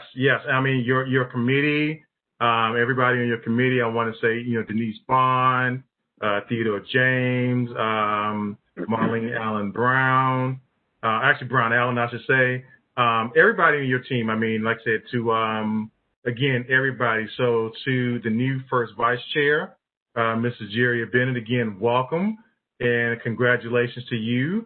To the new secretary, Ms. Benitez, welcome. To the, of course, John, again, congratulations to you, and Ms. Tolene Dickerson, congratulations to you. I look forward to working with each and every one of you as an executive officer. And so again, congratulations to each and everybody. I really and truly appreciate it. So congratulations to everybody. And again, to the work that the nominating committee did, it was absolutely fantastic. So thank you for nominating all of us, and hopefully we won't let you down. So again, thank you again. Okay. So like I said, thank you to everyone. This election is now over. And now there's one thing that has to happen. There's one thing that has to happen. So we're going to have to do a roll call vote because we're going to approve the board minutes next, right? So the next thing we're going to do, if I'm looking at this correctly, is that we need to approve the board members. Actually, I skipped over that. So in approving the board minutes, the first thing we're going to do is we're going to do a roll call, right? So we're going to do a roll call because the only way that your vote counts is if you're here, right? So even though we won, your vote only counts if you were here. So if you left the meeting, then obviously your vote doesn't count. So we need to do a roll call vote, A, not only for this election to make certain that you're here, but more importantly, B, to approve the minutes of the last meeting before taking the gavel back. So, Madam Secretary, I know you may or may not have the roll in front of you, but Ursula is shaking her head, so she has it. So Ursula will fill in for you, Madam Secretary. So Ursula's going to unmute herself and call the roll not only for this election, but for approval of the board minutes unless there are any corrections. Well, hello, Dr. Burke. Yes, sir. So I was going to call, I don't know whose feedback that is, but I was going to call just the election because there was 33 votes in online, and then there was one vote in ballot. Okay. So, and I'm getting a call. So if you'll indulge me, we just have to call them one by one. Okay. Well, okay. So this is without the minutes, right? You're saying this is a voice Yeah, there's vote? not minutes. There's just the vote that was taken. That's fair enough. That's fair enough. All right. So we heard our marching instructions. So remember that I forgot. So we need to verify that. So Ursula, if you call the roll. Call you right back. Yeah. All right. Bye. So the first. Oh, sorry. Hang on, George. Sorry about that. I thought you were okay. All right. Sorry. What were you saying, George? I'm sorry. No, I was gonna call the vote from the Google Forms. Yes. We have votes and so I'm just gonna. You gonna do it, or is Ursula gonna do it? Oh, I don't know. I was gonna do it. You want it, Ursula? I mean, go for it. Yeah. All right. So Carmen Ortiz. Okay. Now is she on the phone by any chance? I don't know because I don't have her. Miss Ortiz, if you're on the phone, Please unmute yourself. I don't know if she is or not. Okay. Unmute me. You there, Carmen? Me. Okay, good. Okay. Did you unmute me? Yeah. We can hear you. We can hear you. Got you. Okay, I see you. We got you. Okay, so I'm here. We got you. We got Thank you. Afua? Or Afua? Second time. I'm here. Cool. Alfredo, I know I see you, but just for recording purposes. I'm here. Okay, thank you. Anthony Reed? I'm here. Cool. Beatrice Coronel? Here. Cool. Carl Lanzano? I know I see you, Carl. Just say you're here. Hang on for a second, Carl. Hang on for a second, Ms. Lanzano. All right, Mrs. Lanzano, we can hear you. Ms. Lanzano? Mrs. Lanzano? Okay, he's probably going to get his daughter, but Lanzano, we can. Ms. Lanzano, just so you're here. Okay, go ahead, George. Just here. All right, cool. Carla Basati?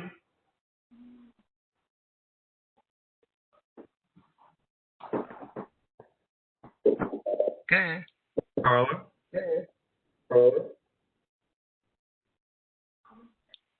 I know, we can see you, but you just got to. Yeah, we can see her. Yeah, she's having issues.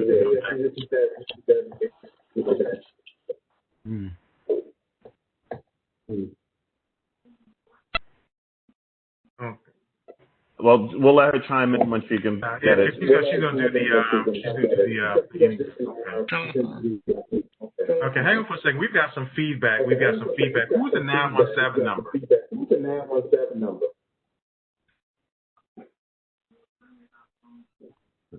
Okay, go ahead, George. Chantel Green? Present. Cool, thank you. Clinton Mike, we heard this all from you, but just say present. Present. Cool. Denise Bond? Present. Cool. Egeria Bennett? Present. Thank you. Harry Singh? Present. Thank you. Hussein Abdul? Present. Thank you. Ivan Boris?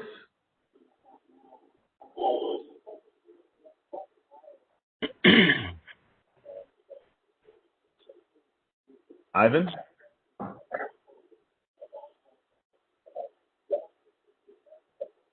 Is he still here? He left. He must have left, yeah. All right, so we have to scratch that one. All right, let me go back. George, is that background coming from you? Because somebody's got their, no, it's not. Okay, I got it. Okay, go for it. Joan Claude?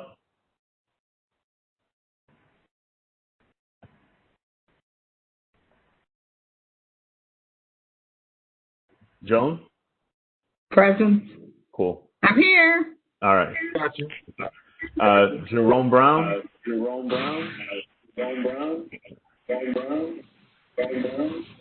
Okay, wait a minute. Wait. Let me mute people. Hang on for a second, George. Hold on.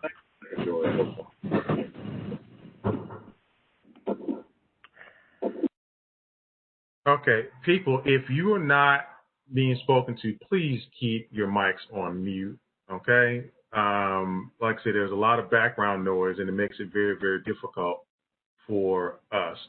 So, okay, George, so you called for Jerome Brown, right? Yes, sir. Let me find him. Okay. Mr. Brown? I'll say I present. Okay, thank you. John Isaac? Present. Thank you. Johnny Goff? She's here. I just don't know which number is hers. Dr. Goff? I know she's here. Can you come back to her? I'm here. Yep, we about to say I knew you were here. Okay. Thank you. Okay. Judith M. Benitez.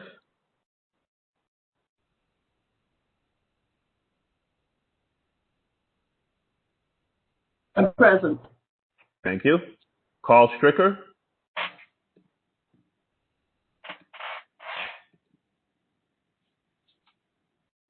Present. Thank you. Keisha Lago Martin. Well, she's having problems with her. Yeah, she's having problems. She's waving her hand. Can you Yeah, I guess. Saying present. Yeah, she's having issues. Yeah. All right. Okay, thank you. Kevin Eichelberger. Present. Thank you, sir.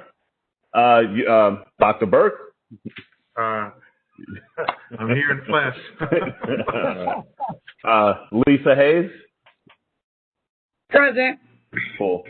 Lucille Martin. Present. Thank you. Present. Okay. Marlene Brown Allen. Here. Thank you. Nicole Weir. Present. Thank you. Sadie Campbell. She said present even though she's muted. Miss Sadie, you got that? Okay. Spot is laughing at you. Miss Sadie, you're present, right? Yes, I'm present. Okay. Thank you. All right. Shaniqua Moore.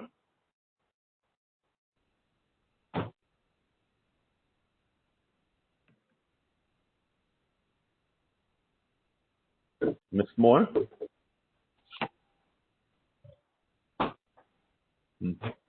All right. We can come back to that. Sydney Blair. Present. Thank you. Theodore James. Present. Tolene Dickerson. Present. Victor Brown. Present. Ursula, can you just tell Deacon Brown to say hello?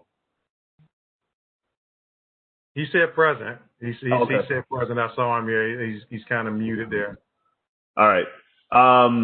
Miss Moore, Shaniqua Moore, are you here?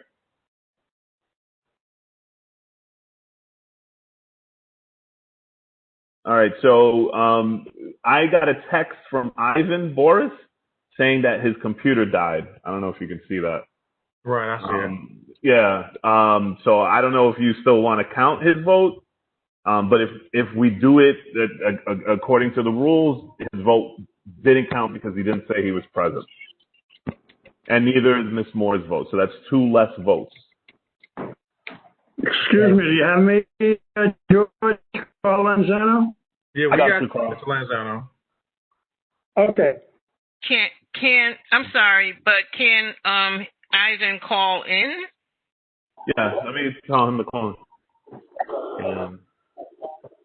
Call in. I'm texting him right now. Right, yeah, because I got the same text that he texted and said his computer died. So, okay, Ursula. We still have a quorum. We got 31. Right. Yeah, no, we still have enough. Yeah, Right. I don't think it changes that much. Right. Okay. So let me ask this question for expedience of time, because it's 8:45. We're actually doing pretty good.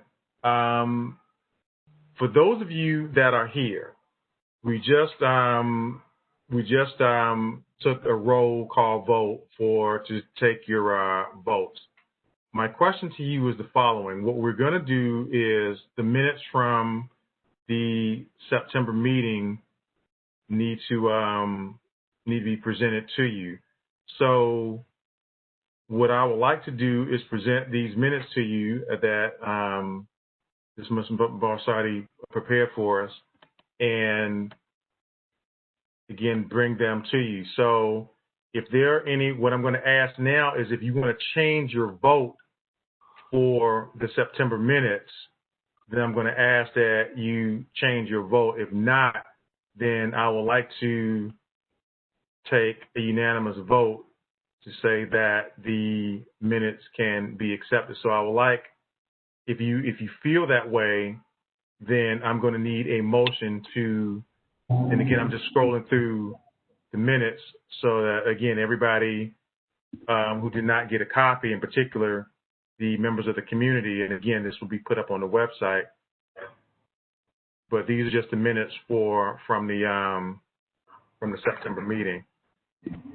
And just moving forward, and this is just a floor nomination. So if I didn't notice any corrections that need to be made, but if there are any, then I ask that you say as such. So I would like to ask for a motion from the floor. Dr. Burke, Ursula has her hand up. Okay, yes, Ursula. So if I'm not mistaken, if you did not attend that meeting or the new board members, they have to abstain. That is correct. Okay. That is absolutely correct. So let me ask this question. My computer stopped sharing, correct? Yes? Okay, thank you. Thank you so much. Okay, so if you were not, so you're right. So if you were not at the meeting, so all of the new members then abstained. If you did not attend the September meeting, you need to abstain. So I guess we need to do a roll call vote again, don't we? I was trying to save time. No? Okay, we don't? Okay. All right, great. All right, thank you. So motion passes. So next on the agenda, what we need to do is we need to vote on committee recommendations. And so there's one recommendation that needs to be made, and then we're going to present something from last month. So I'm going to ask Mr. John Isaac, our newly elected second vice chair, to come to the floor and present the recommendation from his committee. Actually, everyone, Dr. Burke, there was actually two recommendations that we had that evening. Okay. So our first recommendation was the name changing of 233rd Street White Plains Road between 233rd and 234th Street in honor of the late Bishop Michelle White. She was actually, it would be an injustice if I present her. So I actually invited Mr. Troy Morrison. If he can unmute himself. Troy is a member of the late Bishop's Church, which is at the old movie theater on White Plains Road. Mr. Morrison? Yes. Good evening. You can go ahead and talk about the bishop so the board members could hear. Okay. Well, I just want to thank everybody for their time tonight. I know it's getting late, so I do appreciate your time. We, the Creative Faith, we want to honor this woman of God. Bishop Michelle White has pastored in that community for over 33 years. What she would do is take a lot of kids and teenagers, even young adults, broken homes, and help them become successful adults, me being one of them. She pushed me to go ahead and pursue higher education, and I'm still appreciative to this day. She also taught a lot of young people, kids, how to sing, how to play instruments, but most and foremost, she taught us how to praise God and how to be respectful adults. A lot of times, Bishop gave us a lot of tough love, but she taught us how to be, law-abiding citizens and respectful people in the community and to do more for people. She had a lot of free concerts. She hired some inmates. One of the people that she hired to work in the church, served 23 years in prison. She took him under the wing, gave him an opportunity, and now he's doing very well for himself. She fed the homeless. She started a jail ministry. We had annual back-to-school rallies, with the exception of this year with COVID. We had to change up some things. Coat drives, Thanksgiving events. One of the most important things that came to memory was she had immigration lawyers come and to present, and talk about people's rights with ICE and and how to become legal citizens and things of that nature, which was hugely successful. Just on a personal note, her granddaughter had a friend who couldn't afford her first year's women board in college. I didn't know this until Bishop passed, actually. She paid for her granddaughter's friend's room and board out of her own pocket. Mind you, Bishop never received a salary from the church. Whatever she got, it was people saying, hey, we want to be a blessing to you. She never received a salary. And might I add, she did all these things with one arm. Bishop was born with one arm. She was able to go ahead and she had thousands of members. She obtained a bachelor's degree. She sang, and she did that out of a great of her heart. She was a superhero, a mom, a teacher, a preacher, a mentor. She would even open doors to local politicians. Whatever she felt that was going to get back to the community, she did it. She worked with NYPD. We have members of the church who formerly members of gang took them in and changed their lives around there, productive members of the community. Just to sum it all up, she's worked with NYPD. We've had outdoor community concerts for free in Eatable projects. I mean, just to sum it up, she was everything to a lot of people. Again, she represented the community well. She taught a lot of people. She mentored a lot of people. She just did so many things. I could go on for an hour, but I'm not due to time constraints. Most of what I noticed was we had full support from all the businesses in the neighborhood, that block. All the signatures from the people, and again, we just would like to change the name of the street to honor her for the work she's done in the community for over 33 years. And I thank you for your time, everyone. Thanks, Mr. Morrison. Board members, the committee, the Transportation and Capital Improvement Committee, voted in favor of this name rechanging. I'm asking for your vote in support of this. Also, we had at that meeting, Newtown car service came to us for the renewal of their base license car service, and we approved their licensor, and so we bring the Capital and Transportation Committee bring before the board the vote of the renaming of White Plains Road between 233rd and 234th Street in honor of the late Bishop Michelle White, and the letter in support of Newtown car service. Thank you.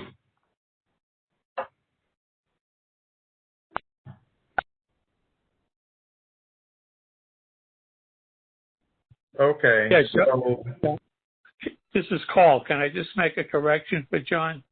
Yes, sir. Yeah, they don't rename the streets anymore. They add the person's name to the existing street. So you want to write it up the right way. Okay, so instead of actually renaming the addition of the name Michelle White to the intersection of 233rd and 234th Street on White Plains Road, again, Michelle White Way. Right, that's what it would be called. That would be the additional name. Yes. So we'll still retain White Plains Road. He's absolutely. There's no issues when it goes to City Council. Yes. And Dr. Berg, this is not unprecedented because I'm at the corner of my home is at Wakefield Baptist Church, and the pastor that was there, Pastor Simpson, when he died, they add his name to the intersection of the 233rd, not 233rd, Strang and Murdoch Avenue. It's called Dr. Simpson's Ways in honor of him. Okay. So, board, there has been a recommendation from the committee that has come to the floor that we rename, or not rename the street, but add or honor the bishop and the fantastic work that she has done in the community. So that is up now for a vote. You have heard the committee chair as well as one of her parishioners speak on her behalf, and so now it is up to you, the board. So what we need to do is probably call yes, Ursula. So all we need to do is to get a second. Right. So that motion, right? Because the motion hasn't been on the floor. So that's wrong. That's wrong. You need to first. You have to take a vote of the approval of the report. Okay. Then you take a vote. Right. Exactly. So we need to approve the report first because that's a report of the committee. Is the recommendation. And you don't need no second. Right. Okay. So you still need a motion, though, Mr. Stricker. You need the motion, but you don't need a second to it. Okay. But you still need the motion. The motion is that you accept the report of the committee. Right. That's what I'm saying. So I still need that motion. Can I make a motion that the report coming from the committee be accepted? You most certainly can. So the motion has been made. So let me ask for a hand raise before we get the voice vote. All in favor, please raise your hand. Signify by saying aye. If you raise your hand. Aye. So that's everybody. Anybody opposed? You have the same right? Okay, wait a minute. Let's, you know what? I don't know why people are muting themselves, but it is, so let me mute everybody. Okay, people, as I said, board members, please mute yourselves. All right? So, all in favor signify you've already raised your hand. So, all opposed, motion passes that we accept the report. Now, the question then becomes, so I think just one at a time. Dr. Burke, I'd like to make a motion that we vote in favor of the recommendation of the Transportation and Capital Projects Committee. Thank you, Mr. Right, so we have a motion on the floor that we vote in favor of this. Is there any second?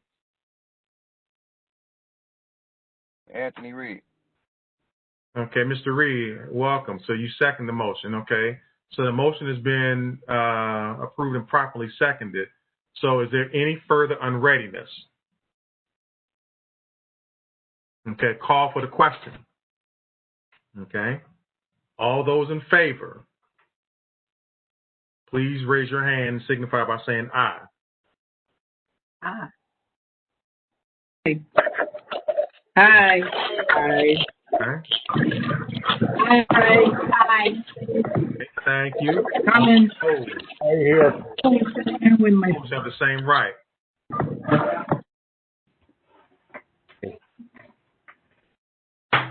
Motion passes. So the community board is offering our blessings and support that we submit to the city council that the street be, you got you, Mr. Morrison, we see you, be renamed on behalf of the bishop. So, and all of the hard work that she has done and the work she's done in our community. Now, we have a second recommendation from the committee, which of course is from the Newtown Cab Company and their license. So I need a motion to approve that recommendation from the committee for the approval of a license for the Newtown Cab Company.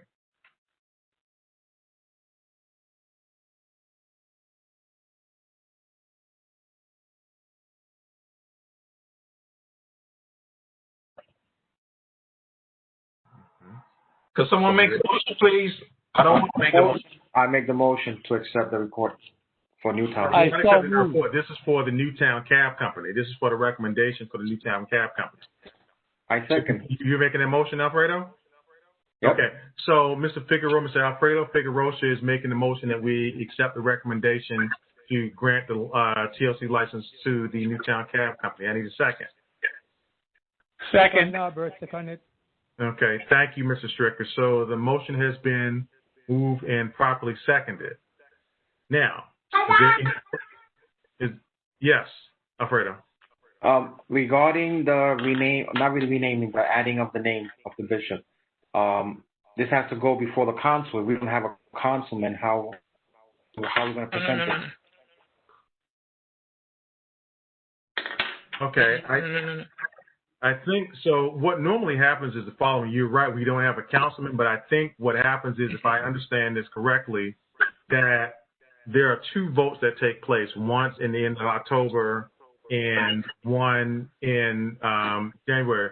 What I think we do from this process is that we're going to write a letter saying that we approve this. And even though we don't have a councilman per se, that I think if it comes from the community board, I'll find it virtually impossible for the city council to ignore that. Yeah. So I think it's just pretty much they need a letter of approval from us. If I just want to put that out there. I just don't want Mr. Morrison to see like a couple of months from now nothing has happened. And then I just want to put that out there because I try to do that in Community Board 4, try to get a street renamed over there, and we have to go through the whole process with the councilman and the borough president and everything. So. Right. Okay. So 2 things that have come up. I see 2 things that have come up. So the first thing is that I've been told that this is in Councilman Andy Cohen's district. So that then is not an issue because it's in Councilman Cohen's district. So I'm seeing a note in the chat which is somewhat alarming, but it needs to happen. So I need to bring this to your attention before we move forward. But before we do that, we still need to take this vote for the license for the cab. So that's been, because you went back. So that motion has been made and properly seconded on the floor. So we still need to call for the vote for the approval of a license for the cab company. All right. This is before we go back to what we need to do. So all those in favor, please raise your hand and say aye. Or Aye. aye. Thank you. Chairman, can I hear me? All opposed have the same right.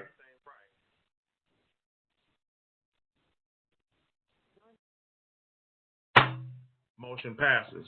So, Mr. Isaac, thank you for the work that your committee has done. So, I think however we draft that letter, please let me know. But both of your recommendations have passed the full board. So let me know what I need to do to make that happen for you. Okay? Okay. Thank you very much. Not a problem. You've got it. So I'm seeing something from the district manager, which we have election chaos again. So here's what I understand if I'm looking at this. So from what I can understand, because we did not get a majority of the vote, we need to have another vote for first vice chair. Okay, that's what I'm looking at in the chat, right? So, George, if you can explain to the board what's going on. So, because there were 3 people who ran, she did not get half plus 1. Ageria got, Clint, how many votes did Ageria get? I'm sorry.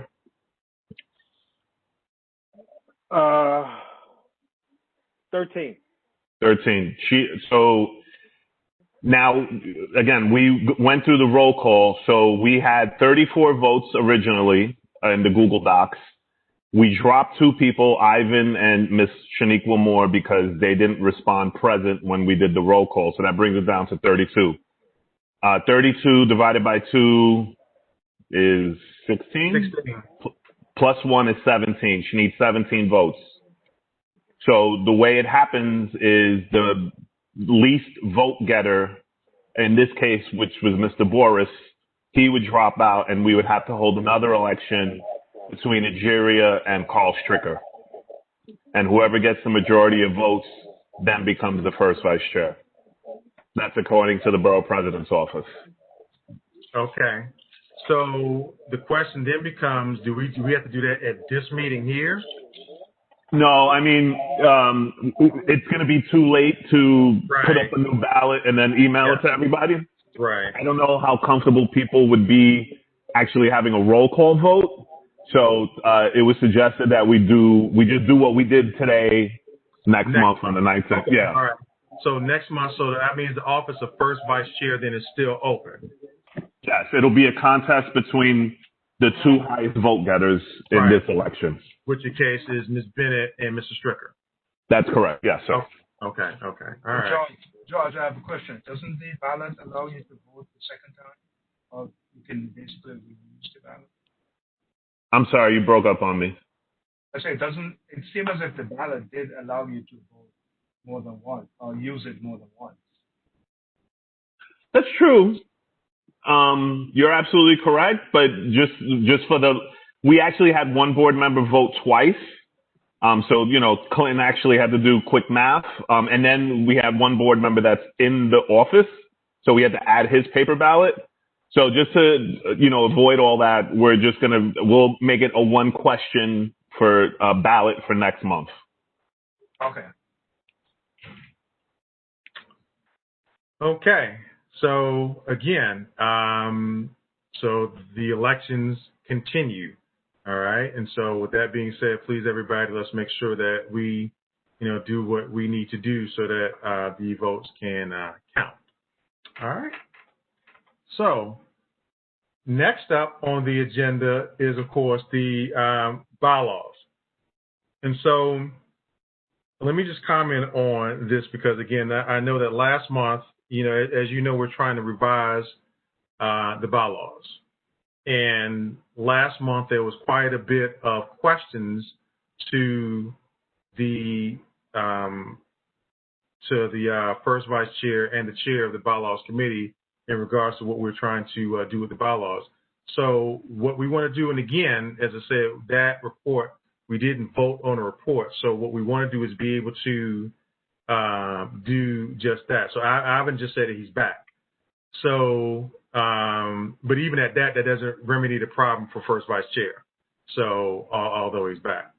So, and Ms. Moore, who of course is one of our newer board members, is not here. And she's not the only new board member that's not here. So, anyway, with that being said, what I want to do is turn this over to Ms. Carla Barsati and Mr. Carl Stricker, and have them go forth with what we would like to do with the bylaws. So I do believe, Carla, that you can share with your computer if it works. So the floor is yours.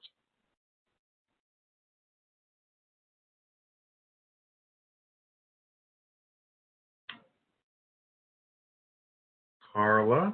Okay, can you hear me now? We can hear you, yes. Okay, so for some mysterious computer reason, I can't share on the computer. But so we might do it with you last month? What? I'm sorry? I said, so in other words, I need to drive it, I need to share, and you need to discuss. Okay, if you can share what I said earlier today, that would be great. Okay. Yeah, I don't know. Everybody's having mysterious technology. It's does not cooperate. Yes. Exactly. Okay. So hang on, I'm sharing. Okay, so if you could do that, it would be much appreciated. Not a problem. So everybody should see my computer.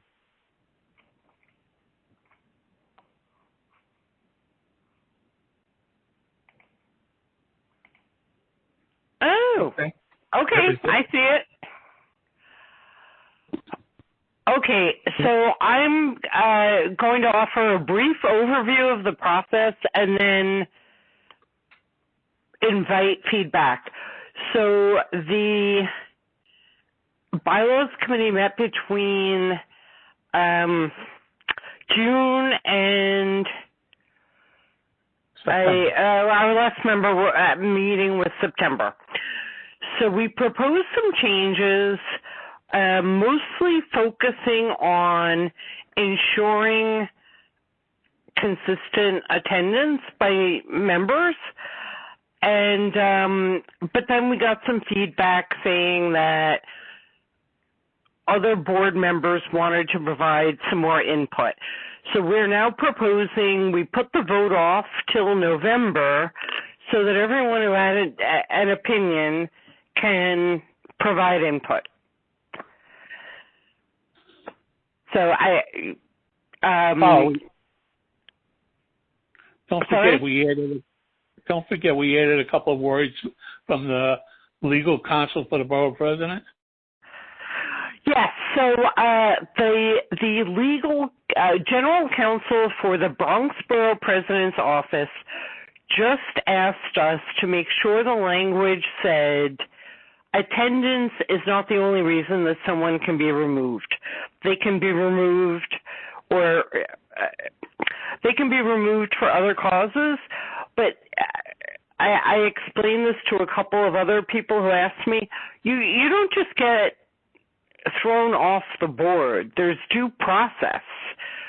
So if the rules are violated, the board has to reach out to that board member and say, you missed all these meetings, you did not participate in any committees, let's talk about it, right? It's not, there's nothing very drastic about these bylaws. It's still, due process is still embedded in these bylaws. Did that answer the question? The one thing I want to say is that we're willing to postpone the vote until next month only because we have 7 new members and they should be made aware of what we're doing to the bylaws since they weren't privy to it prior to their appointment tonight. And it's very important that everybody on the board understands what we're proposing. That's why last month we asked everybody to read what we prepared and come back tonight because we did. Oh, sorry about that. I'm sorry, Mr. Stricker. Can you repeat that, please? Yes. Last month we made a proposal to the board. And with them to review, everybody got a copy of what we were recommending. I don't know if everybody read what we recommended or not. I mean, there was some comments, but the comments were supposed to come up tonight before we had the vote. But since we have 7 new board members who are completely in the dark on this, we want to hold it next month so they have a chance to read up what recommendations we are making to the bylaws. Because I believe when they joined the board, they got a copy of the existing bylaws.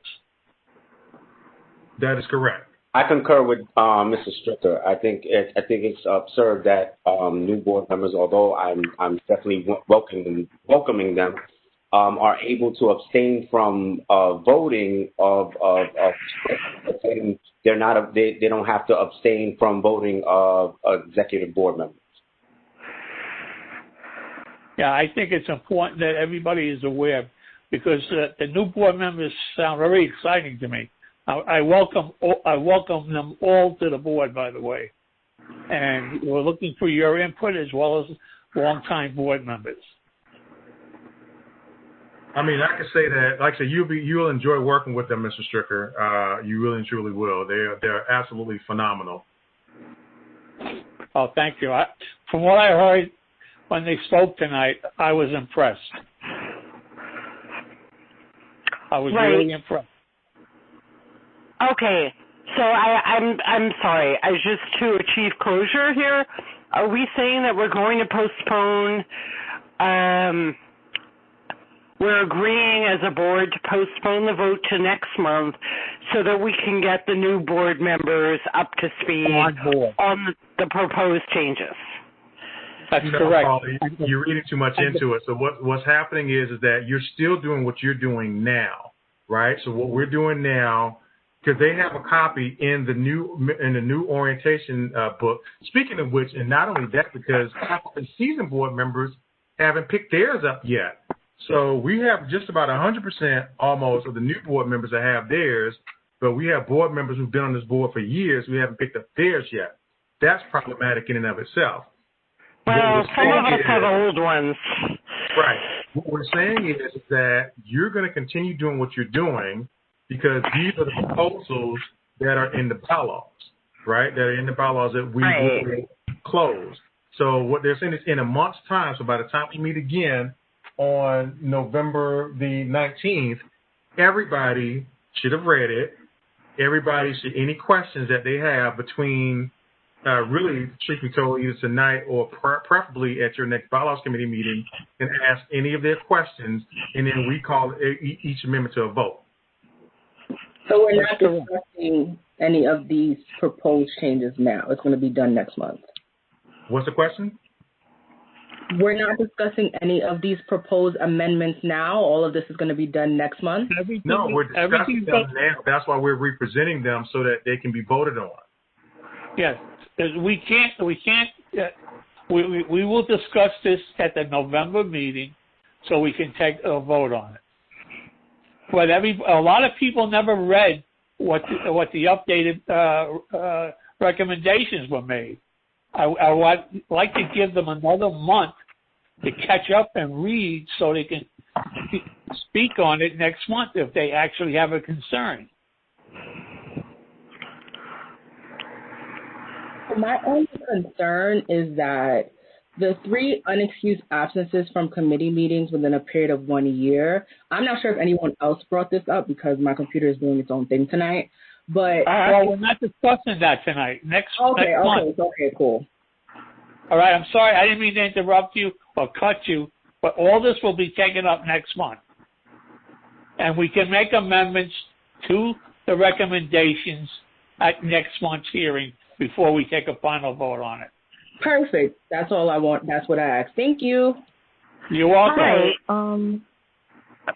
Was this were the proposed, since we're voting on it next month, were the proposed changes sent to the new board members, or? Yes.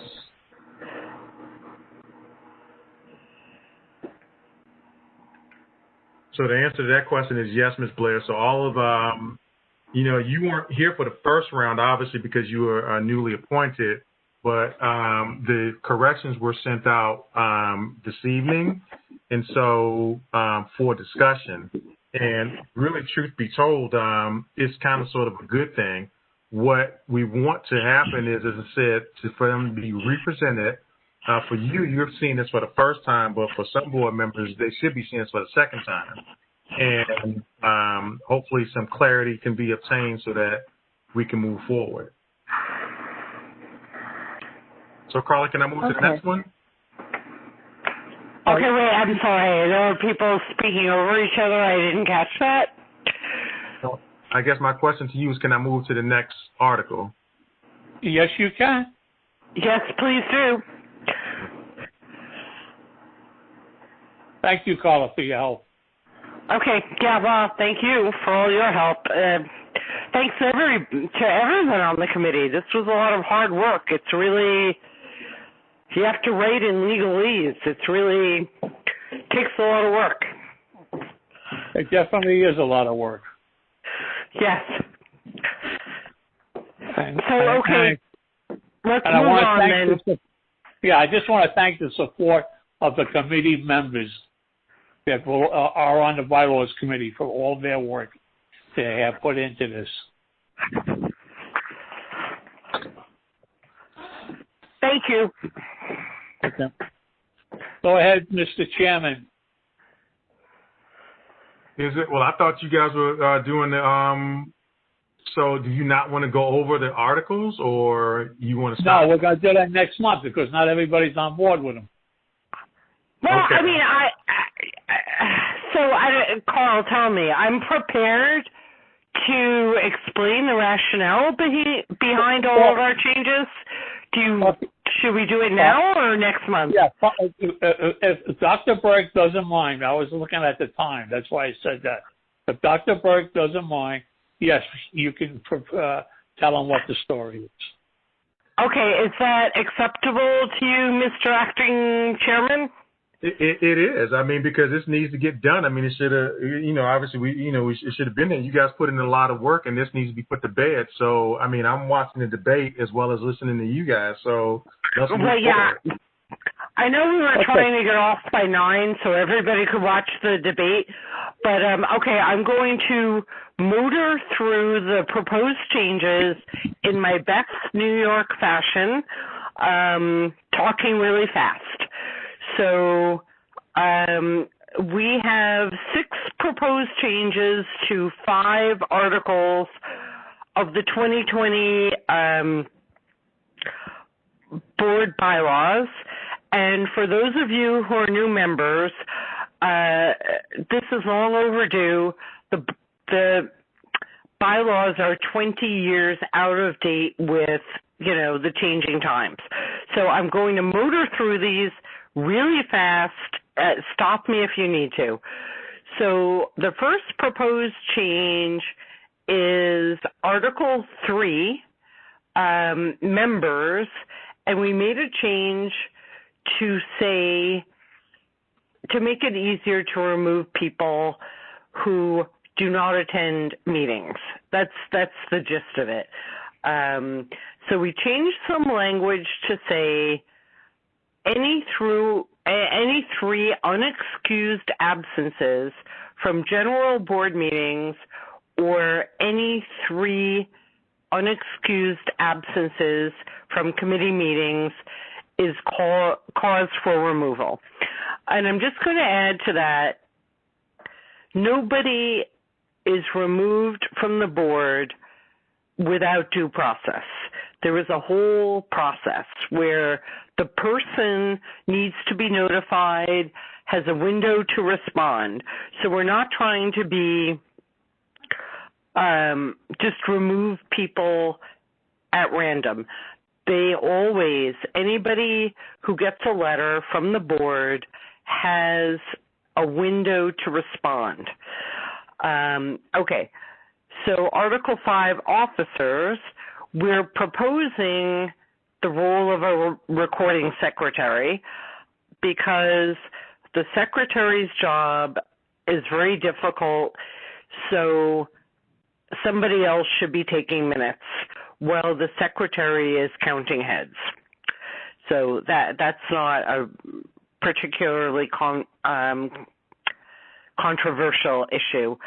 And then we added to Article 5, Section 1, any board member running for office is required to have completed 1 continuous year of service on the board and 1 year of service on a committee to qualify as a candidate. And the rationale behind that was that we wanted people with experience to serve as officers. Article 6, committees. What we proposed in Section 2 is that, again, no board member shall be eligible to serve as a committee chairperson until that individual has completed 1 year of service on the board, unless they have exceptional experience in that area, right? So there's plenty of room for someone not to have to meet that requirement if they've, done it before. Okay. Moving on, Article 6, committees. Again, Section 4, we removed the requirement that someone can be removed for failing to attend 3 consecutive meetings. We're saying again, any 3, we only meet 9 times a year. So if you can't make meetings at least 3 times out of that board year, you're at risk of getting a letter asking you to think about your commitment to the board. And then Article 10, adoption. This was the most onerous one for us because the original 2020 bylaws said revision to the bylaws in their entirety needed 3/4 of the appointed members of the board. We have never had that happen. So we proposed, the bylaws committee, that it read a majority. And that was approved by the borough president's office. So, again, these bylaws were written in 2020. So if we decide to rewrite the whole thing, what we're proposing in this amendment is it just takes 51% of the members present. So, yes, sorry. So that's a summary of all the proposed changes. And we can email all the changes to the whole board. I only sent them to the committee, but if everybody wants a copy, we can do that too. We're trying to give ourselves, as a community board, more flexibility to make change in the current landscape. Okay, I'm done. Thank you, Carla. Okay. Thank you so very, very much, Ms. Carla Barsati and Mr. Carl Stricker. So I think what I asked the bylaws committee to do, because they've really been working very, very hard at this, I mean, really since July, truth be told, they've really been working hard at this. So what I'm asking them to do is, if you have any questions, that they're going to hopefully call a meeting, and that you address your questions in that meeting, so that next month, outside of the election for first vice chair, that we, move forward with that. Okay? All right. So let's move on to old businesses. So hopefully I'm going to try to wrap this up relatively quickly.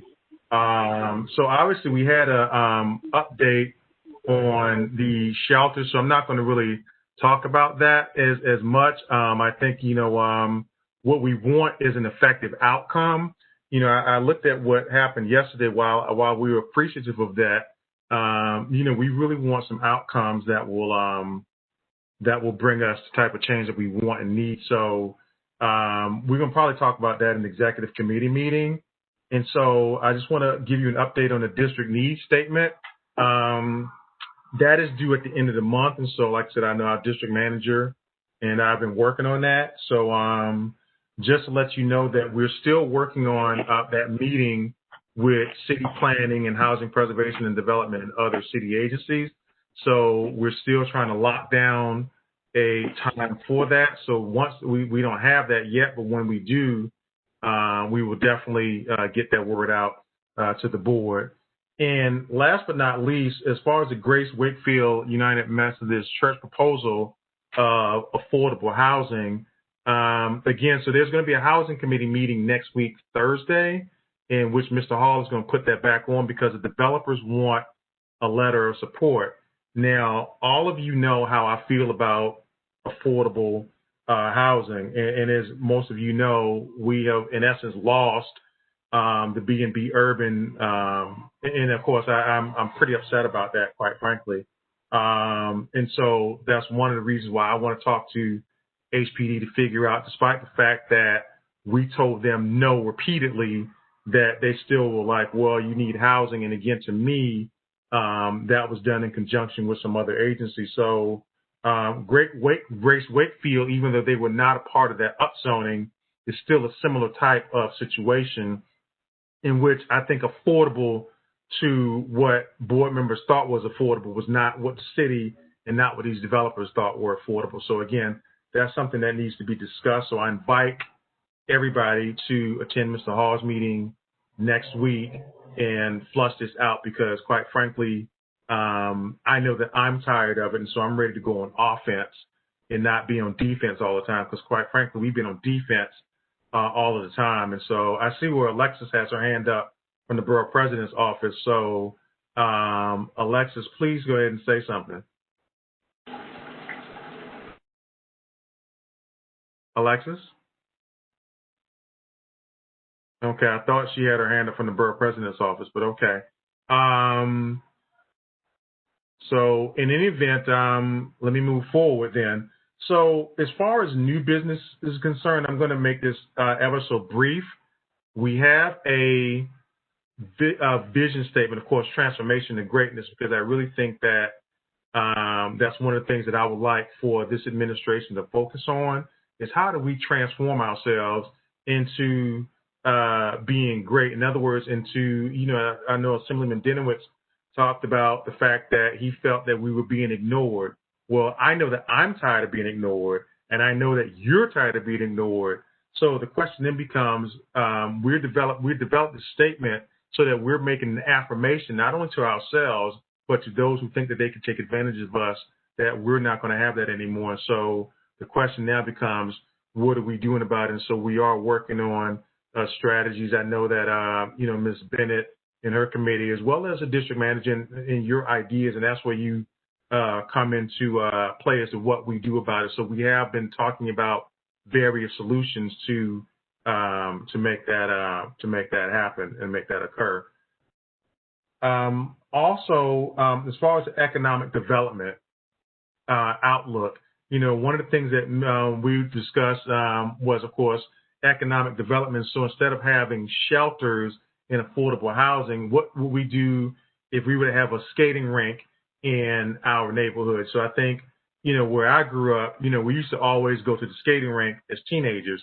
I know in speaking to, Clinton and Alfredo, the same thing, even here in New York City, you guys had the skating, yes, you Clinton, you had the skating rinks. And I remember when I used to come here when I was in college, we used to go to do different things with my neighbors next door and everybody else when I was, like I said, at high school and in college. And so why can't we have that here in this neighborhood? The one thing that our district manager said is that, we want to be able to attract high-end businesses like a Barnes & Noble back here. Case in point, there's an empty space in Co-op City. What can we do to attract them back? But if I'm a corporate entity, if I'm a corporate business and I see the drag on the community, am I going to invest in that community? The answer is probably no.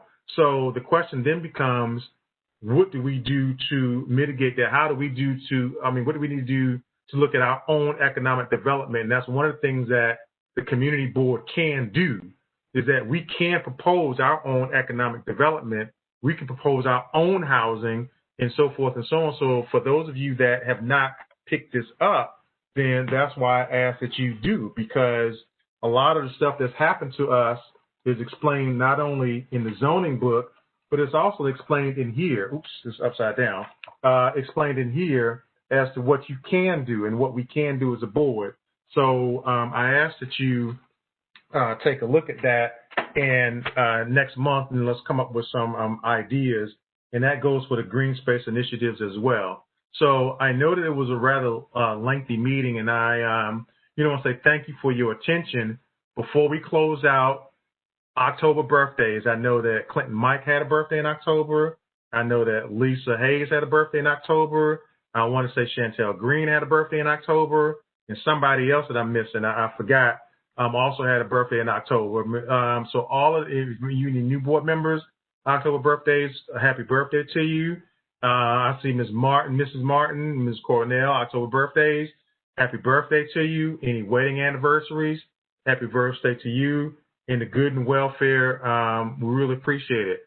So I need, before we end, I need two things. All right? I need two things. I need, because I want to close this out in prayer, so I'm going to ask Mrs. Lanzona to lead us out in prayer. But before we go, and I see you in the chat, I see Pam in the chat, and I see Renee Patterson in the chat, so I will get to those questions. Before we take a motion for adjournment and prayer, before we take a prayer, I want to, again, happy anniversary to everybody, Mr. Clinton Mike, Carla Prasadi, Ajiri, Ivan Boris, everybody, John, all of you guys that had meetings in front. Thank you so much to all the new board members. We're excited to have you. Look forward to working with you. And as I said, I'm excited for you. So to that end, I need a motion for adjournment. Congratulations. I make a motion for adjournment. Thank you, sir. Thank you. Thank you. Thank you. I second the motion. All right. So the motion has been made by Mr. Clinton Mike and seconded by, was that Theodore James? Kevin Eichelberger. Oh, Kevin Eichelberger. Okay, sorry about that. So the motion is made by Clinton Mike and seconded by Kevin Eichelberger to adjourn. All those in favor signify by saying aye. Aye. Aye. Opposed? Meeting adjourned. Mr. Lanzana, would you lead us out in prayer, sir? And you've got to unmute. Oh, you got to get your daughter? All right.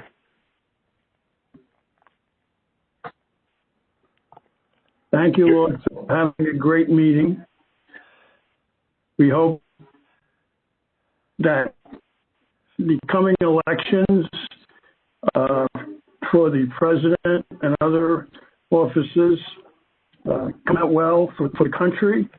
We're happy with the elections we just had. And we thank you for being with us and staying by our sides. Amen. Amen.